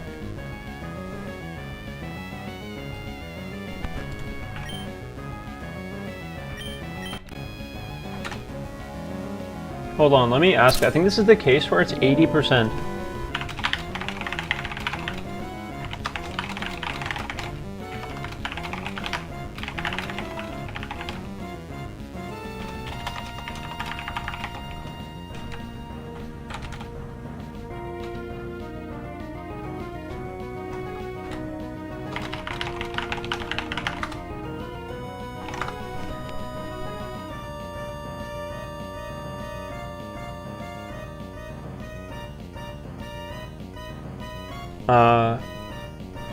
I honestly don't know. I just forgot to put fucking jolly, man. God damn it.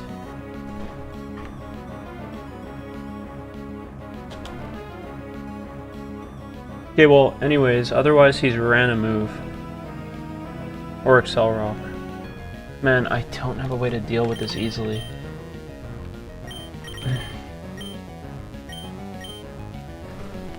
I needed Slowbro for Conkelder. Muck, maybe? How does Muck do?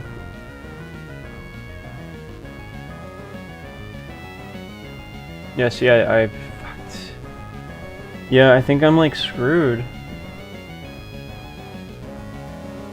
I don't have any prio on anyone. How do I bait a fire move to get to... No, Typhlosion can't do anything. I die in one shot.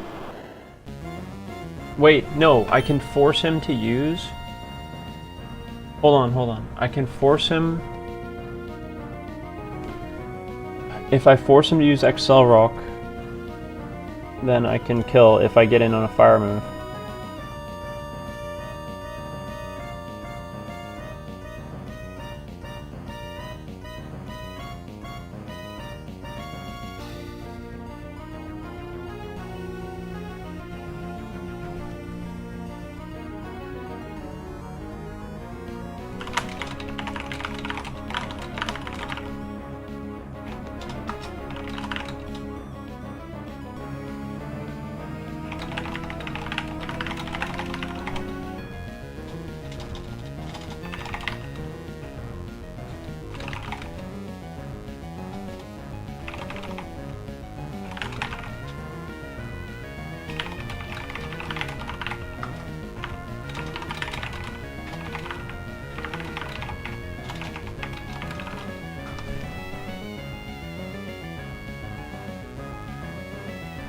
I don't know.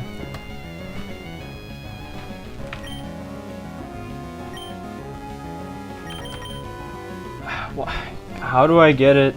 If I have to sack something, I'm sacking a Raconid, right?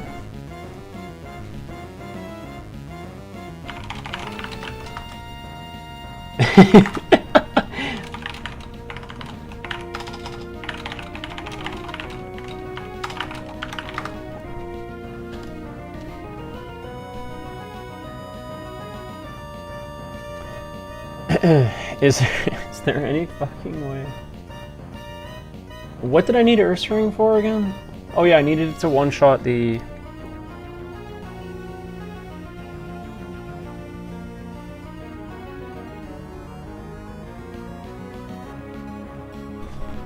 Do I have like anything? Any utility on anything? Regenerator. Hold on, how much HP do I need for this? For Conkelder. I can probably steer around Conkelder. Okay, how much damage do I take? If he goes for Excel Rock, I can kill him with Concolor.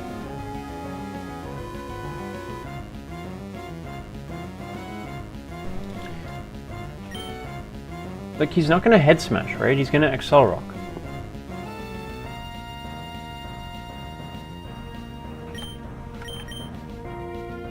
I'm just gonna slow bro, man. Dude, he flare blitzed.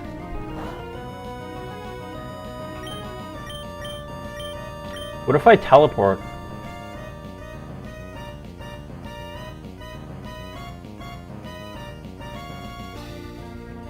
If I telly and I kill him with Typhlosion, he swaps in on something that's faster. Oh, he's faster with both. No, he's not fast. He speed ties with this non-mega form. But he can't kill me with this, so he would swap into this. He would Dark Pulse. I would swap this and one shot. Then this comes in.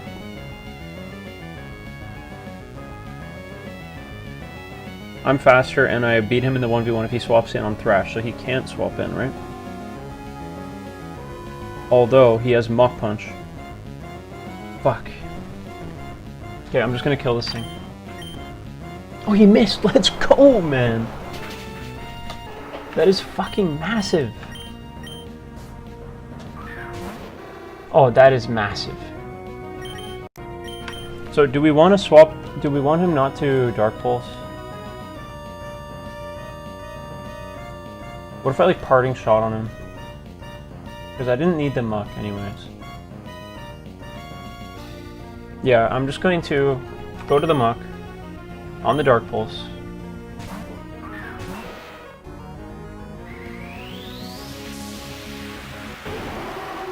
On the Dark Pulse.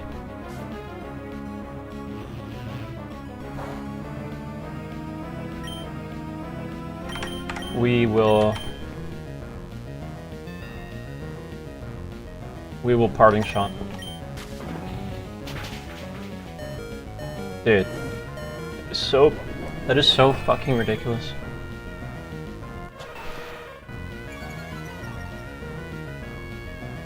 But whatever, we get the swap, we get the slow swap into Earthstring. So if he hard swaps now, you know, yeah, he didn't swap. Please no flinch, man. This is the run. Alright. We're fucking good. Alright. Wow, what a crazy situation, man. So he's gonna use a fighting move. We Psyshock. Psyshock, Psyshock.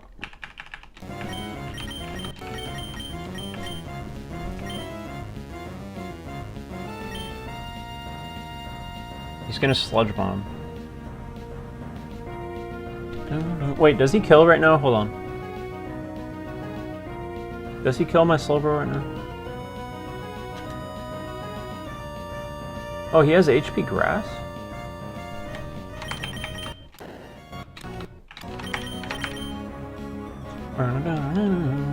Okay, wait, he's faster than me, right? I have to Rock Tomb? I have to Rock Tomb him?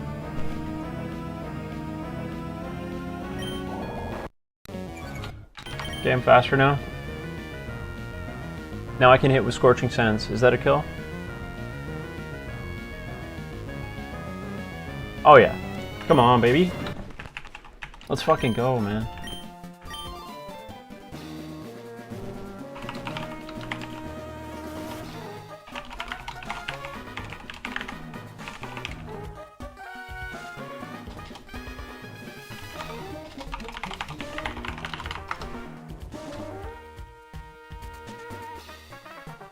Alright, never mind.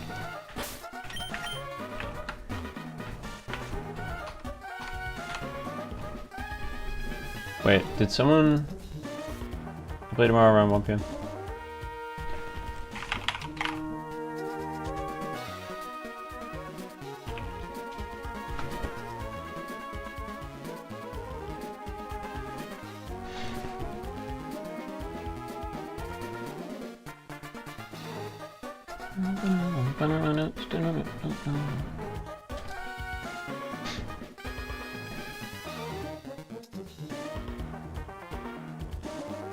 What am I doing?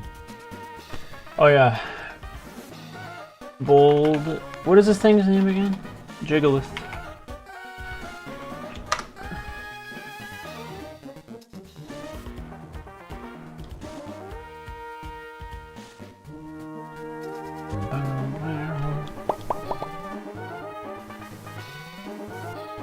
What do we got here? Do we bait out explosion?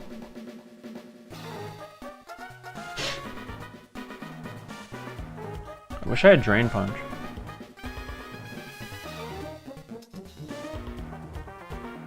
Do we bait out explosion, I guess? Let's say he swaps to Halucha, right?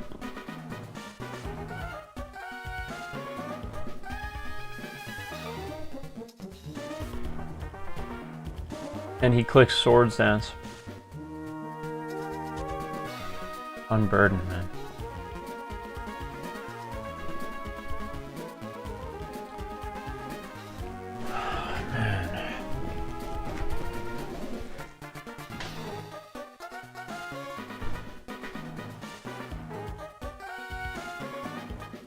What do I have for Halucha? Can I just hard swap into him? Let's say unburn this one.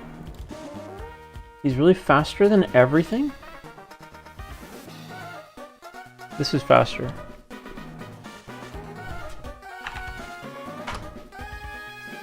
But I can't kill with this. And this with speed, 137, it's faster, hold on.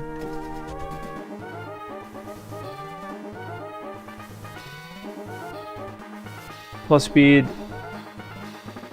minus attack, where's that? Here. Okay, we make him jolly. I should do that right fucking now. Hold on, can I hard swap into this? Yes. Unless he CCs. But if he CCs turn 1, I survive. No, it doesn't matter because he's faster. Fuck. If he's going to CC, does he get lowered stats if he doesn't hit?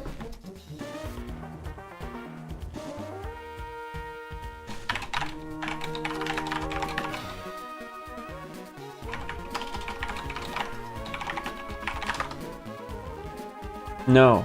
If you miss, your stats do not get lowered. So if he has a chance to go for CC, I swap into Annihilate. Yeah, and then he is going to Swords Dance. Yeah. And then I Boltoned with Magnet. I have to have Magnet, right? Yeah, that kills. I need Jolly Magnet right now. Go and make. Need Jolly Magnet. Multiple decisions. You know, 1, 2, 3, 5, 10, 20, 1,000, however many decisions, and then report back when the thing is all done. But Michael, to me, this thing is like, you know, it could have 10 decisions to make, and decision 4, it just arbitrarily decides it's going to decide the opposite of what you wanted. And where does that? Exactly. So, I mean, when it comes to intelligence, we cannot really know the exact steps the intelligence will take to solve the problem. Because if we knew, then we don't need the AI. We just write down the steps and we just, let it execute. So we're asking the AI to come up with the steps. So we never really know what the steps will be. So if the steps are 1,000 or 1,000,000, some of them might be really catastrophic and we'll never know before it's too late. But I think this warning shot for me is really terrifying, and I'll tell you why. It's because I think we're moving away from deterministic code that works predictably, and more we're giving the keys away to these AI agents. So I'm just gonna give you some quotes from people I heard recently, like the Microsoft CEO, Satya Nadella. So he was saying we're going to go pretty aggressively and try to collapse it all in the agent area. Because if you think about it, what is an application? An application is just basically a database with a bunch of business logic. But the idea now is more and more we just push away all the business logic to these AI agents, which they're going to be basically connected to the database directly, manipulating the data directly, and basically we just remove completely the software part, which we knew how it worked, we were programming, and we just ask the agent basically to just manipulate the data. And then when it comes to the interface, we just ask the agent to generate it. And that's another thing, like this Google XCO, Eric Schmidt. But you help me make the outline, right? And then I'll come in and tweak. So that's like a big procedure I do too. Okay, neat. What's your biggest frustration been so far with a guest or with the show in general? Well, I guess my biggest frustration is just that, like, the fact that I feel like it is right for the world to just have a bigger audience, just because in terms of, like, the people who happen to know about the show, like, that's the biggest bottleneck, is there's a bunch of people who would really enjoy the show and get a lot of value out of it, and they just don't know it exists, or they've only seen, like, 2 seconds of it in passing. It's like, no, come watch the show, guys. So it's a little bit frustrating that I have to, like, climb these stairs of, like, incremental growth, and then it's, like, a waste, because, like, I have these good episodes dropping by, and, like, these people who really should see them don't know that they exist yet, so now my work isn't getting as much leverage as it could. So, this is like a champagne problem, I guess, but I guess it's kind of frustrating. Okay. Do you have, like, debates, or maybe not even full debates, but, like, conversations, or even debates, I don't know, with regular people in your day-to-day life? I mean, I am a pretty disagreeable guy. I mean, I try to be friendly, but I'm like a natural contrarian, right? So that's just like where I'm comfortable. And so, for me, it's no surprise I've settled into a niche where a bunch of people think one thing is true, and I think they're totally wrong, like for the most obvious reason ever, right? And then I'll just debate them all day long. Like it's kind of like, if we're playing like a first-person shooter, I guess my natural instinct is just like I'm a camper, right? I'm not a very good sportsman. I'm just like, yeah, I'll just camp and shoot people. Like that's kind of like what Doom Debates is. It really reminds me of the old atheism wars, or the new atheism wars, I guess. It was fun. Just like whenever you met somebody who was a theist, you're like, oh hey, this is gonna be fun. Let's talk about how wrong you are. Right. Yeah, and I have kind of a one-track mind, and people accuse the Silicon Valley types of like every party they just want to talk about AI Doom. Yeah, okay, sorry, I have a one-track mind. I can't help it. Yeah. What's the hardest thing to get across to a person? I mean, I guess like a normal person, but maybe even like a guest. What's like the one thing you consistently have a hard time conveying? So a lot of the guests are, it comes down to like discourse or like, the jujitsu, the martial art of updating your beliefs. So I was really happy with my one guest who recently changed his mind. I commended him. The episode's coming out soon. I commended him because it's like, you can see he's doing the art, right? He's a student of the art. And most people are just very steeped in more of the punditry or the high school type of debate, right? Where it's like, well, I'm just going to make points, or I'm going to defend my ego. So that is where I wish the guests would step it up in terms of being like, yes, we are both integrating information, and let me show you my crux, double crux.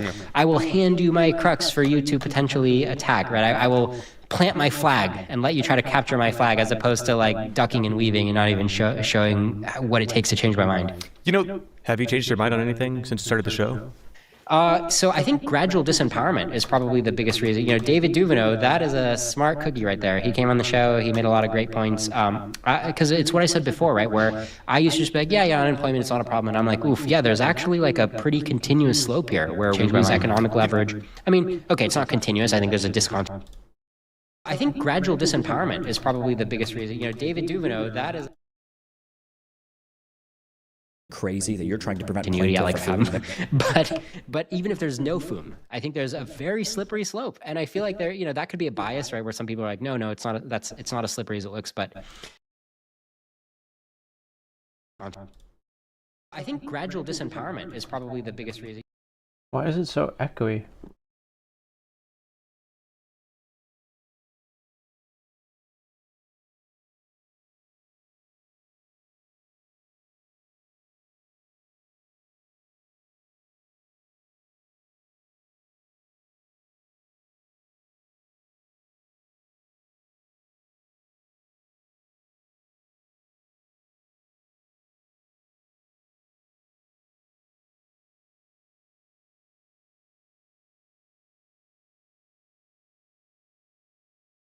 This looks very slippery, and this is a new thing that I've learned. I think this is a thing that you don't get really outside of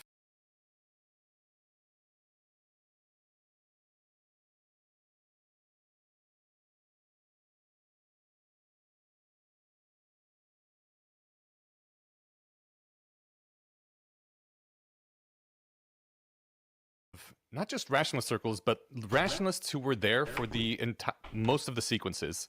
Because I remember this from the New Atheism days, and for really any time you talk to anyone, people like do not change their minds in a conversation. I didn't change my mind. Hold on, is that why? In a conversation, I started off, you know, a theist. I was originally on the defending God side, and it took months, because I remember this from the New Atheism days, and for really any time you talk to anyone, people like do not change their minds in a conversation. I didn't change my mind. For me to move from that, there was never any one conversation where I changed. It was a slow process of, you know, coming back and updating over months of time, and so I don't expect anyone to change in one conversation, unless maybe sometimes if like they've gone through the sequences. And I think that's really what one of the major things Eliezer was trying to do, right? Teach people the art of being able to update on the fly and say, oh no, I think maybe I was wrong about this. I'm going to adjust a little bit, and that's just incredibly rare. Yeah. I mean, how to actually change your mind is a whole subsequence. Yeah. And I don't even know if I would have been here without the Eliezer training, right? It's like, would I have figured out myself how important it is to like make sure to actually change your mind sometimes and double crux? You know, it would be fascinating to replay my life again, but without the fork in the road of reading the sequences. Yeah. I feel like the tools were less good in other domains. Like my personality and I need brain this, was already this. primed for this kind of thing. So when I was introduced to it, I was, you know, engrossed immediately. Coming from places like you certainly don't learn great critical thinking skills from the trenches of the New Atheism Wars. Let's see You here. learn great argument skills. Yeah. I love the analogy to camping in a first-person shooter. That's what it felt like back then. Is like, oh, someone's making the natural or whatever, the natural selection can't make I'm complicated faster changes. with Jolly. Let's dust off these papers. Still kill. It was never a matter like as much as we tried. I think a lot of us did like to act like, no, you know, I'm gonna treat this like the first time, and I'm gonna try and treat this like a fresh argument. And maybe they'll change my mind this time. After your 50th one, you're like, okay, they make 3 kinds of arguments. This is the 3rd kind. I know exactly what I'll have to say here. You mentioned James Randi. You know, he had contemporaries in the debunking field that would try to Jolly with they would go citrus? to like ghost reportings. This will tie back, I swear. And they would try and say, or they would say, yep, I treated it like it might be true every time. And I just don't know if I believed them. And I guess what I'm trying to do is decide back, because the tools from those camps where I came from didn't have things like double crux and you know, bottom line reasoning and a lot of other things that like really help elucidate the cases where it's like, oh, you know what, I am thinking poorly in this situation. I think it was harder with the other tool sets to realize like, oh, this is weak thinking versus this is stronger thinking. I'm actually putting in effort here. Well, you know, 80 plus I want to put in a good 25. word for camping though, because if you go back to the Atheist Wars, Minus the 4 25. horsemen, right? With Sam Harris, Daniel Dennett, Dawkins, and Hitchens, right? Yeah. Yep. I mean, those guys were basically campers, right? Busting out similar arguments, but like so eloquently. And I feel like they did a lot of good, like move society forward. Debate acro. I really feel like the world needs campers right now. You know, Doom Debates is basically me camping. And on one hand, I'm like letting myself be in my comfort zone of camping, right? I'm not stretching like, okay, Leon, learn something new, go enter a new chapter of life. But I'm like, well, wait a minute. We really do need all the people who are like ignoring this or thinking it's all good. We really do need to fearmonger them. Like somebody really does have to just sit here and camp. So, you know, damage annihilate. I'm taking one for the team, guys. No, it's good. And I didn't mean to besmirch it entirely. I think what I was just thinking was that it's not a mindset that puts you, it's not a scout mindset. Right. Right? Right. And so if, and things like scout mindset is not a term that Can would hard exist swap for on this. reference. What about this? That's the new Julia Gaylis book, or Julia Gaylis book. Scout mindset is a great term, yeah, and that's a really good book too. And yeah, I mean, I certainly try to maintain scout mindset. So that's the other thing, right? Is when people come to debate me, I think a common reaction, which I'm really happy with, is people are like, "Wow, nice. you got Okay, the it best one out of shot it." slow, bro. You know, like I'm normally I one shot with slow, bro. I'm gonna go Spadef.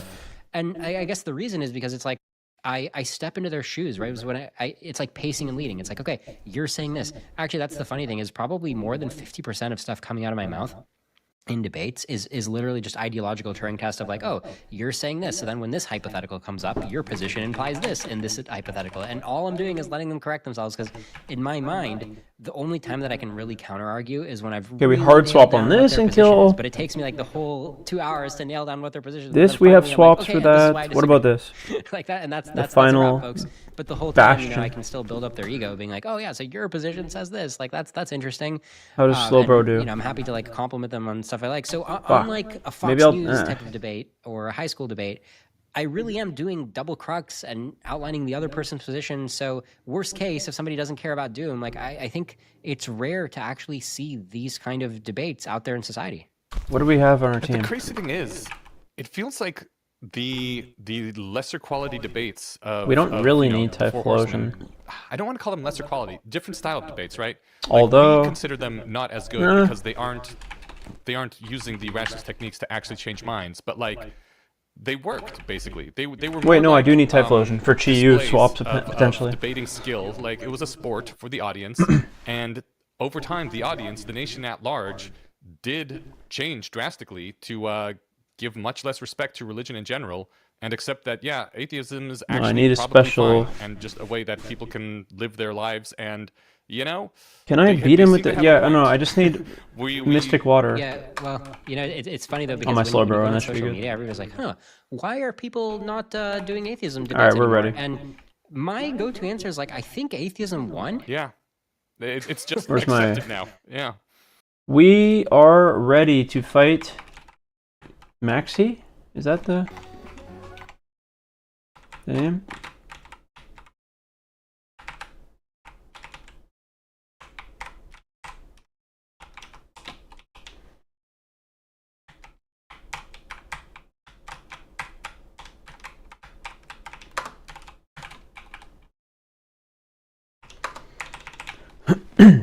Okay.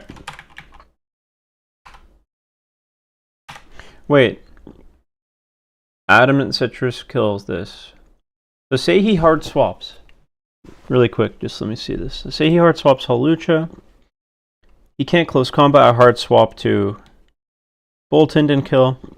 Say he swaps to this thing. I just simply I have to eat the earth power. So I go here. It's not good. Yeah, it doesn't work. Actually, no, it does work because I maintain, I get HP back, and I can still 1v1 this. Yeah, it works. It doesn't matter. But I ideally would not want to take fucking earthquake damage. Was there no other way to kill this stupid thing? Have any rock? No, rock is not super effective. Berry and ice. Yeah, I have nothing for this. Well, hopefully I don't bait in this stupid camera up.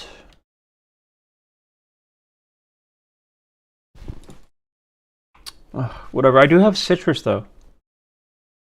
I have citrus and regenerator, it's probably fine. No, I don't. I have Mystic Water, man.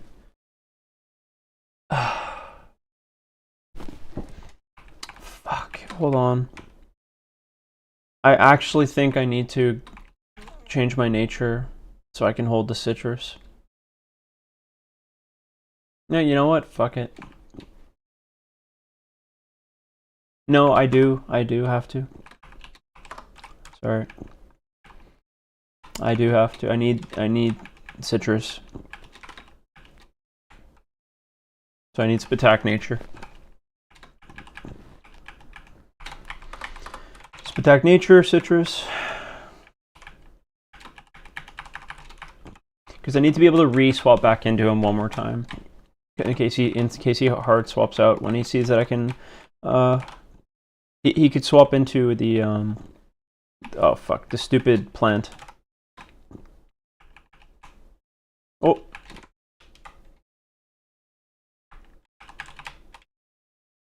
The what's it called? The Cactrin.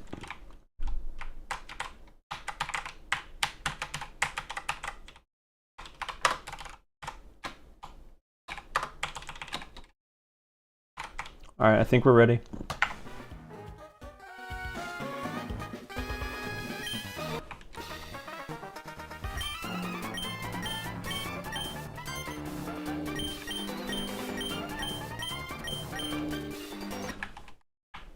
Okay, just to make sure, we're modest. I'm modest with citrus.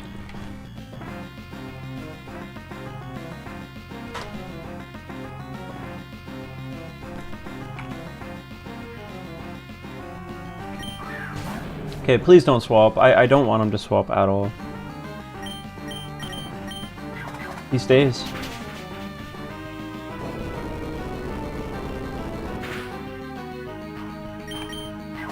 Okay, Halucha, come in, please.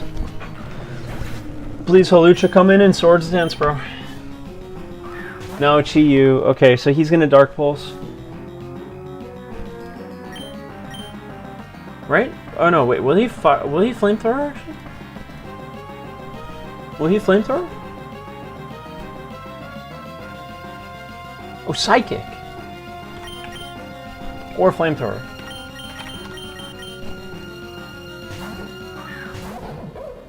Psychic, please!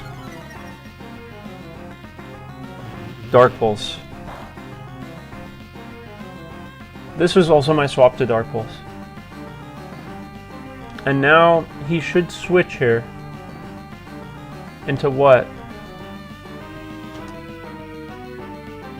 I do have wide lens, right? Let me just double check that. What does he even swap into? I don't even think he has a great... Actually, I'm gonna low sweep just in case, maybe? Does anything... Sucker Punch? No. I mean, you can't swap into that. You definitely can't swap into this, and I can still low sweep. Well, whatever. He doesn't really have swaps. You know what, I might high jump kick just in... No, he's not swapping. Yeah. Oh my god, he did swap. No! And he white herbed, bro! Oh!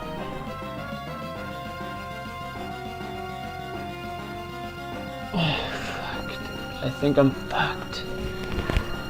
I forgot about Halucha, man. Ah, I clicked around Halucha is the best, obviously the best switch. Oh no, man. What do I do now? Let's see, does he see a one-shot? He's white herb though, I'm fucked. Where am I? Scrafty. Fuck. This is fucked. He sees close combat kill, which is really good actually. So, and then he also should see... Fuck the prop. God damn it. Hold on. What do I even do here? He's unburdened. He sees close combat, so I have two ghost types.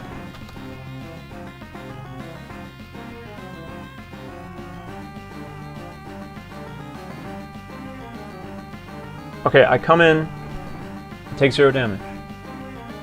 I flamethrower. He Swords Dances. I flamethrower, he can't kill. This is my only play.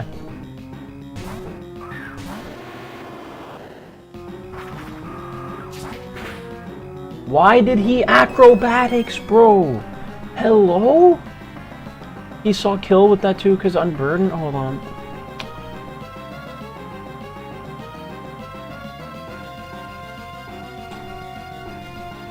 Oh my god, why is it re-clicked every time?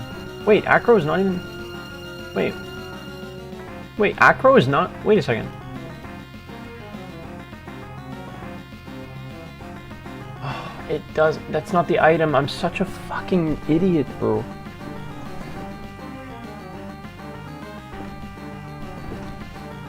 Well, now he Swords Dances, right?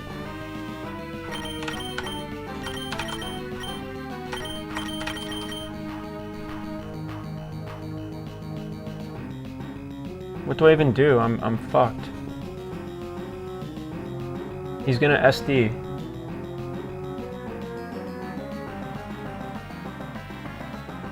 Oh my god, I'm so fucked. Yeah, he's gonna SD.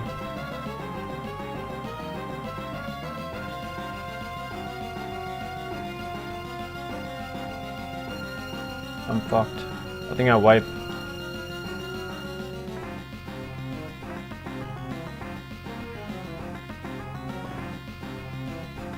I don't see a way out of it.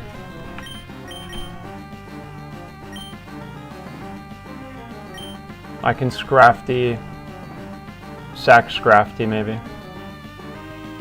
And then does Bolton survive +1? I have to double sack. Yeah, I mean,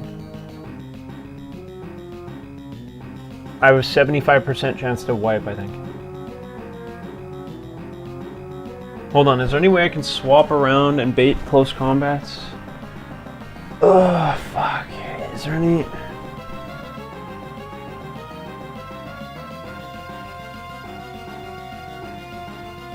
Okay, if I swap Scrafty now, he goes for... Hold on. Oh, this is complicated, man.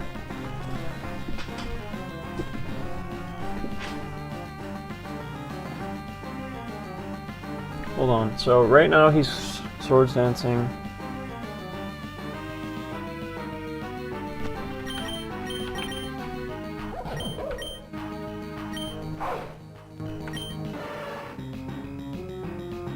I don't, dude, I'm such an idiot to click low sweep. I can't believe low sweep is actually the thing that's gonna like lose this run. That's fucking insane. Oh my god. Do I tank with Bobro? +2. Psyshock? What's he at? Oh, he acroed. Oh my god, I'm so lucky. Wait, can't I just go slow, bro? Wait, do I kill with vacuum wave? He's at +0. Hold on, he's at +0. If I go in, yeah. Wait, if I go into acro, that's 25%. Wait, I'm fine. Wait, I can go. Oh no, he's random move. Except for he's not close combating. He has negative prior on close combat. So it's like 50-50. Acro, let's go. Okay, we're good. Yep, we live, that's cocked. Holy fuck, dude, that was so lucky, man. I think Muck now? How much HP do I need on Muck? What does Muck bait in? He baits and stuff, he's faster then. Right? Except for Flamethrower, in which case I have a swap.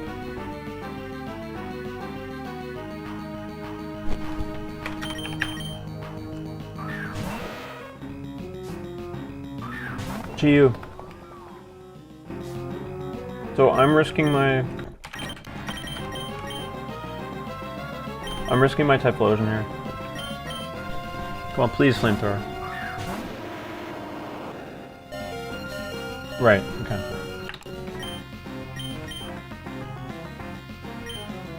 He has no flying type. Oh, he has a fucking air balloon. I'm so dumb, man. We slow roll, we one shot.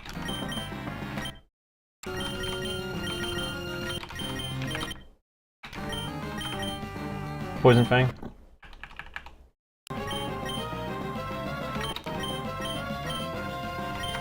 I think he has to Flamethrower still.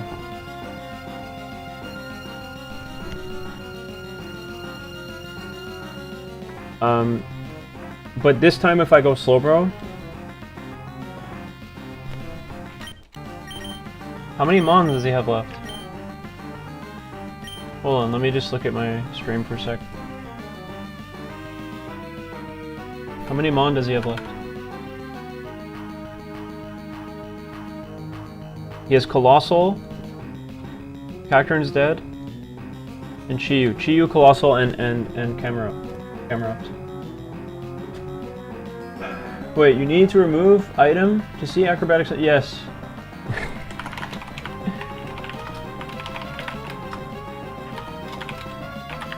And perma worried. Okay, hold on.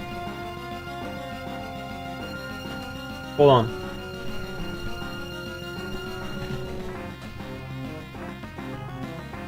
The question right now is, can I go into Slowbro and just sweep, basically? 53%. No, I'm not going into Slowbro. I'm risking my fucking... Wait, oh, no, the first question is, does he have to fire flamethrower first?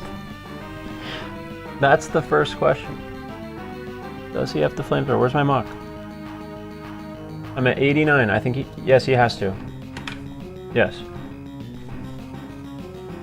89, 56, yes.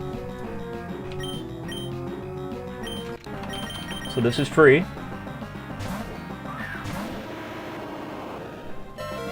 Flamethrower. No. But the question is this.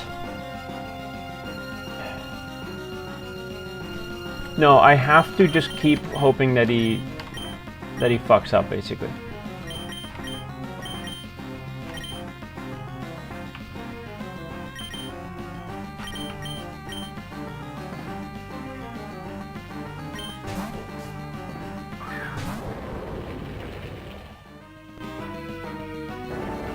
Well, he's not fucking up because my only issue is swapping in on that Chi-Yu.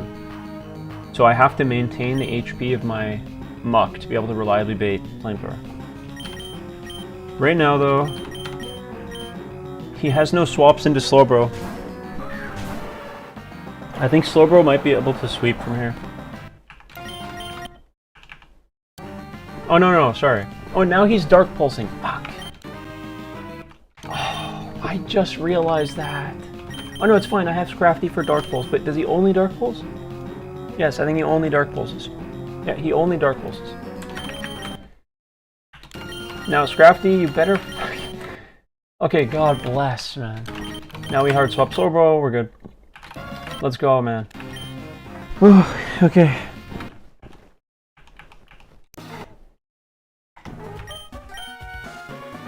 Jesus Christ, man.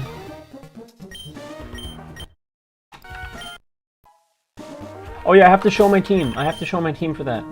Hold on.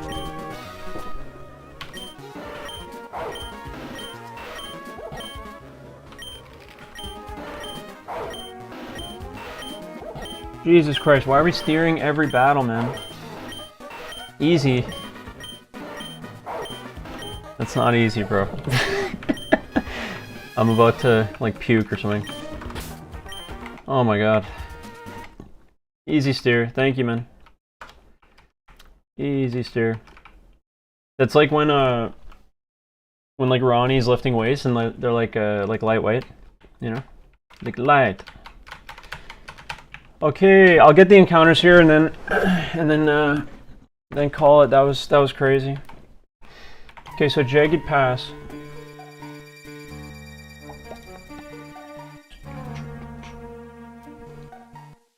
Jagged Pass. Okay. Okay. I don't want another electric type.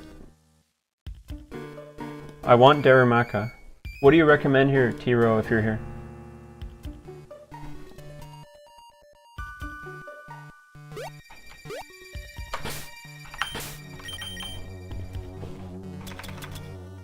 I have Flashfire, and I don't have Harvest, and I have Static. I don't have Magnet Pull. Oh, Darumaka's Ice.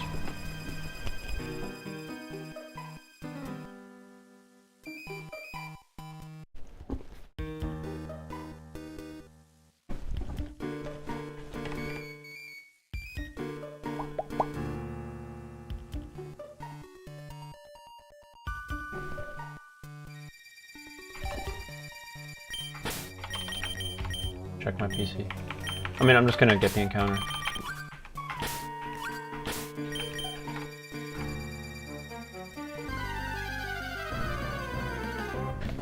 Applin.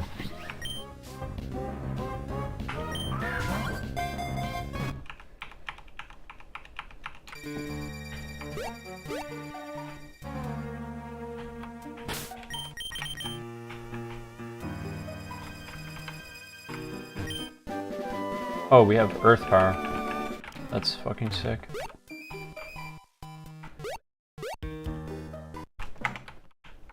Route 112 we have.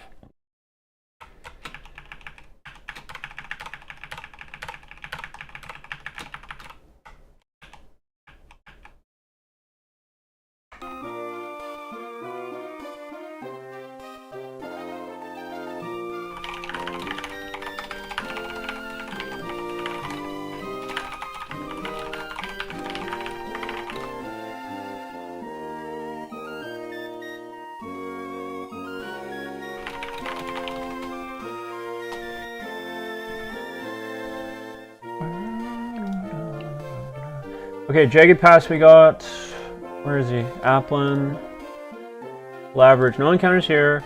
Recommend hatch a mid-game egg that is obtained from Laverage here. Okay.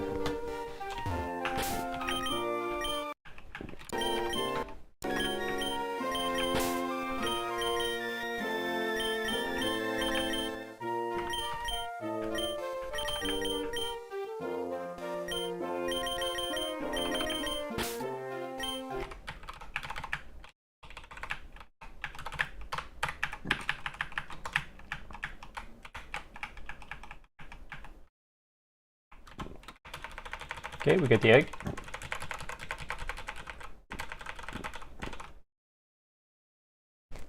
Fucking Tauros. Oh my god, Tauros is so shit, right?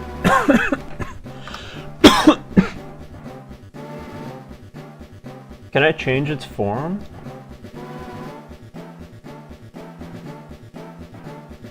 No Evo.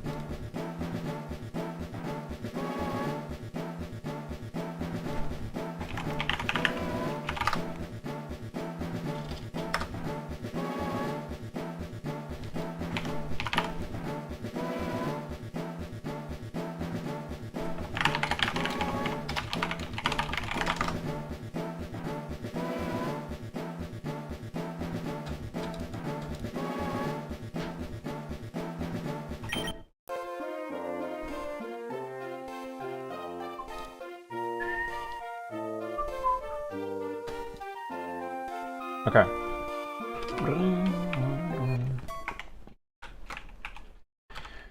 Set him on to level cap. Boom. Oh, no. No, I'm gonna do that by hand.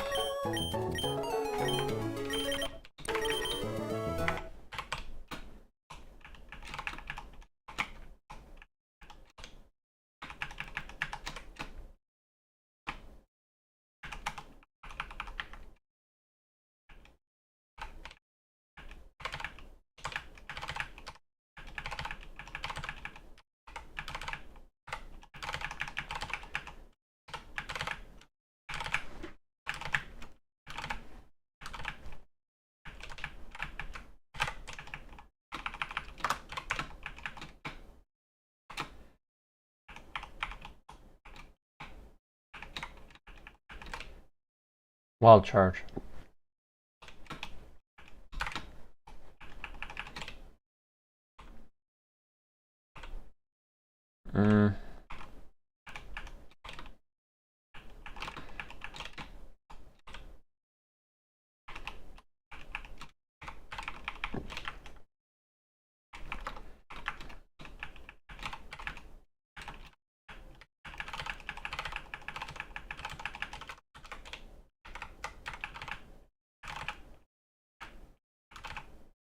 Do I get like Ursa Luna now, or like what do I do with that?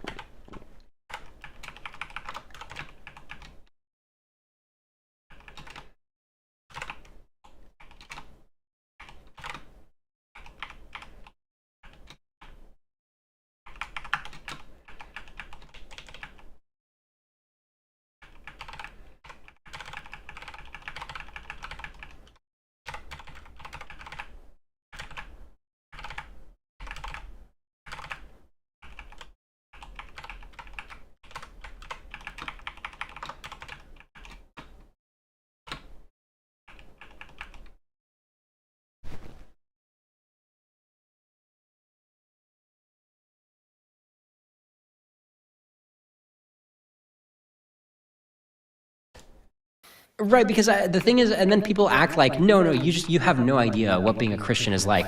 Well, I have no idea what being a Christian is like, but nobody is making arguments in the public square, at least by public square, I just mean like tech Twitter.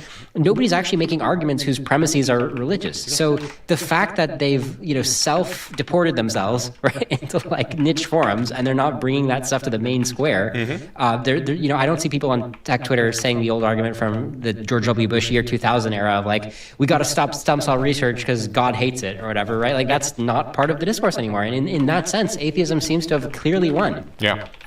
And I don't know, it's not obviously wrong. Like maybe there should be a bit more of that sort of just exhibition style fighting in public. Yeah. I'm trying to think of what that would look like.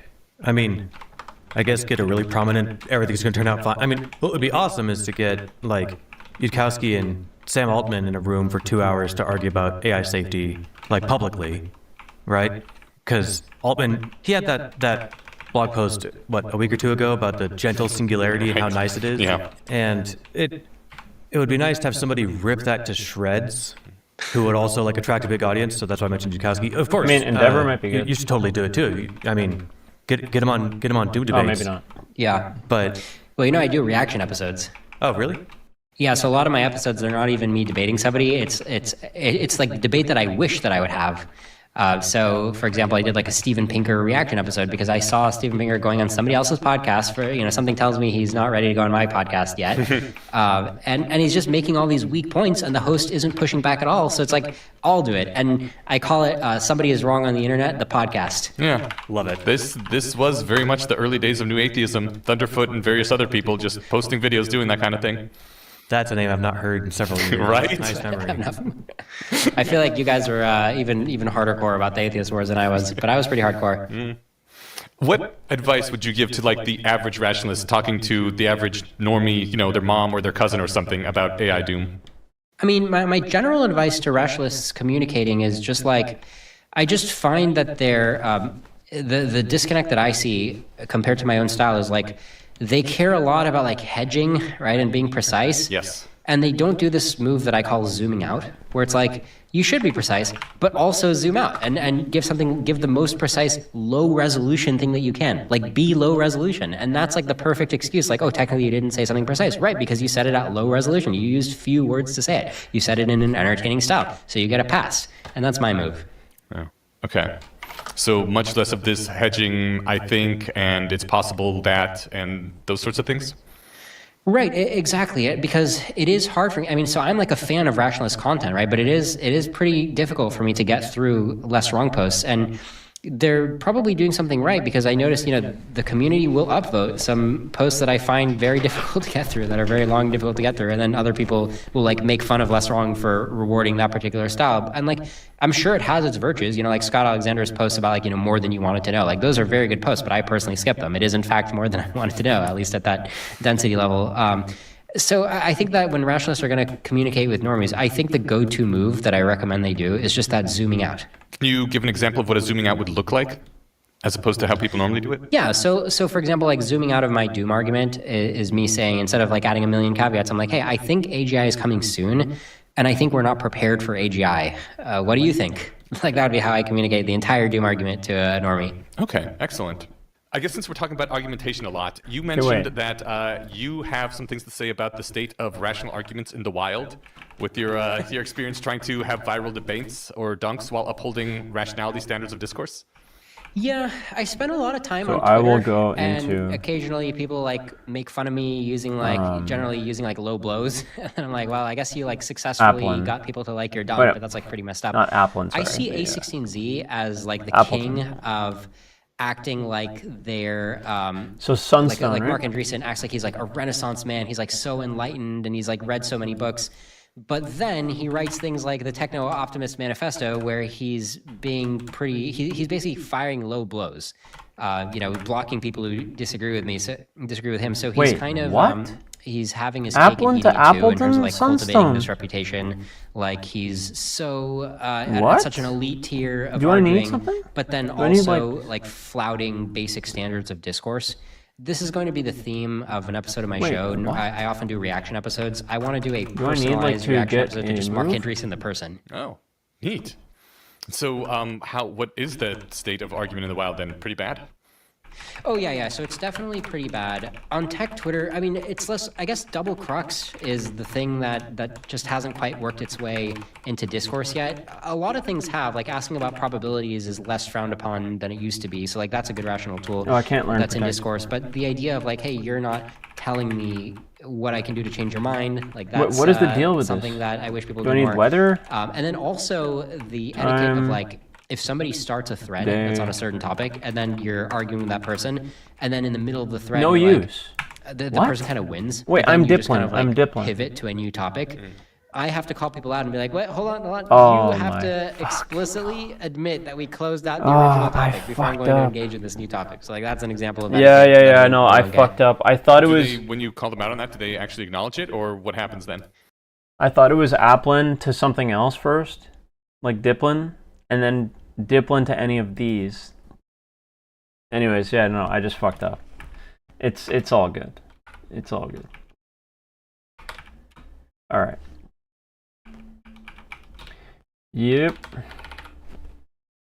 Sometimes twice as strong. What is that? 40, 50%, 30%, I think.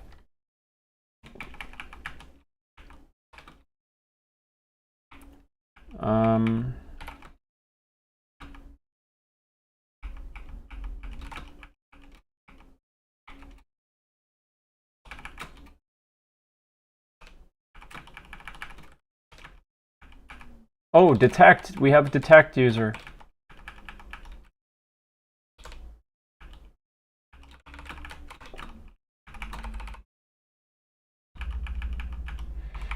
I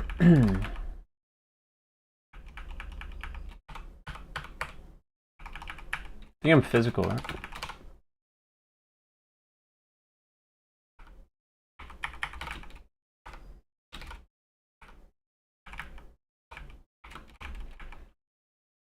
Unburden.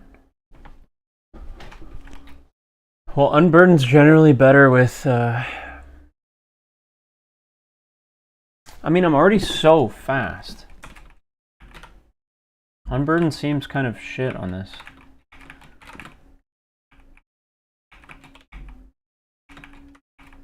Sticky hold. Regenerator, okay. Sheer force. Intimidate, okay. What's the other one? Anger point.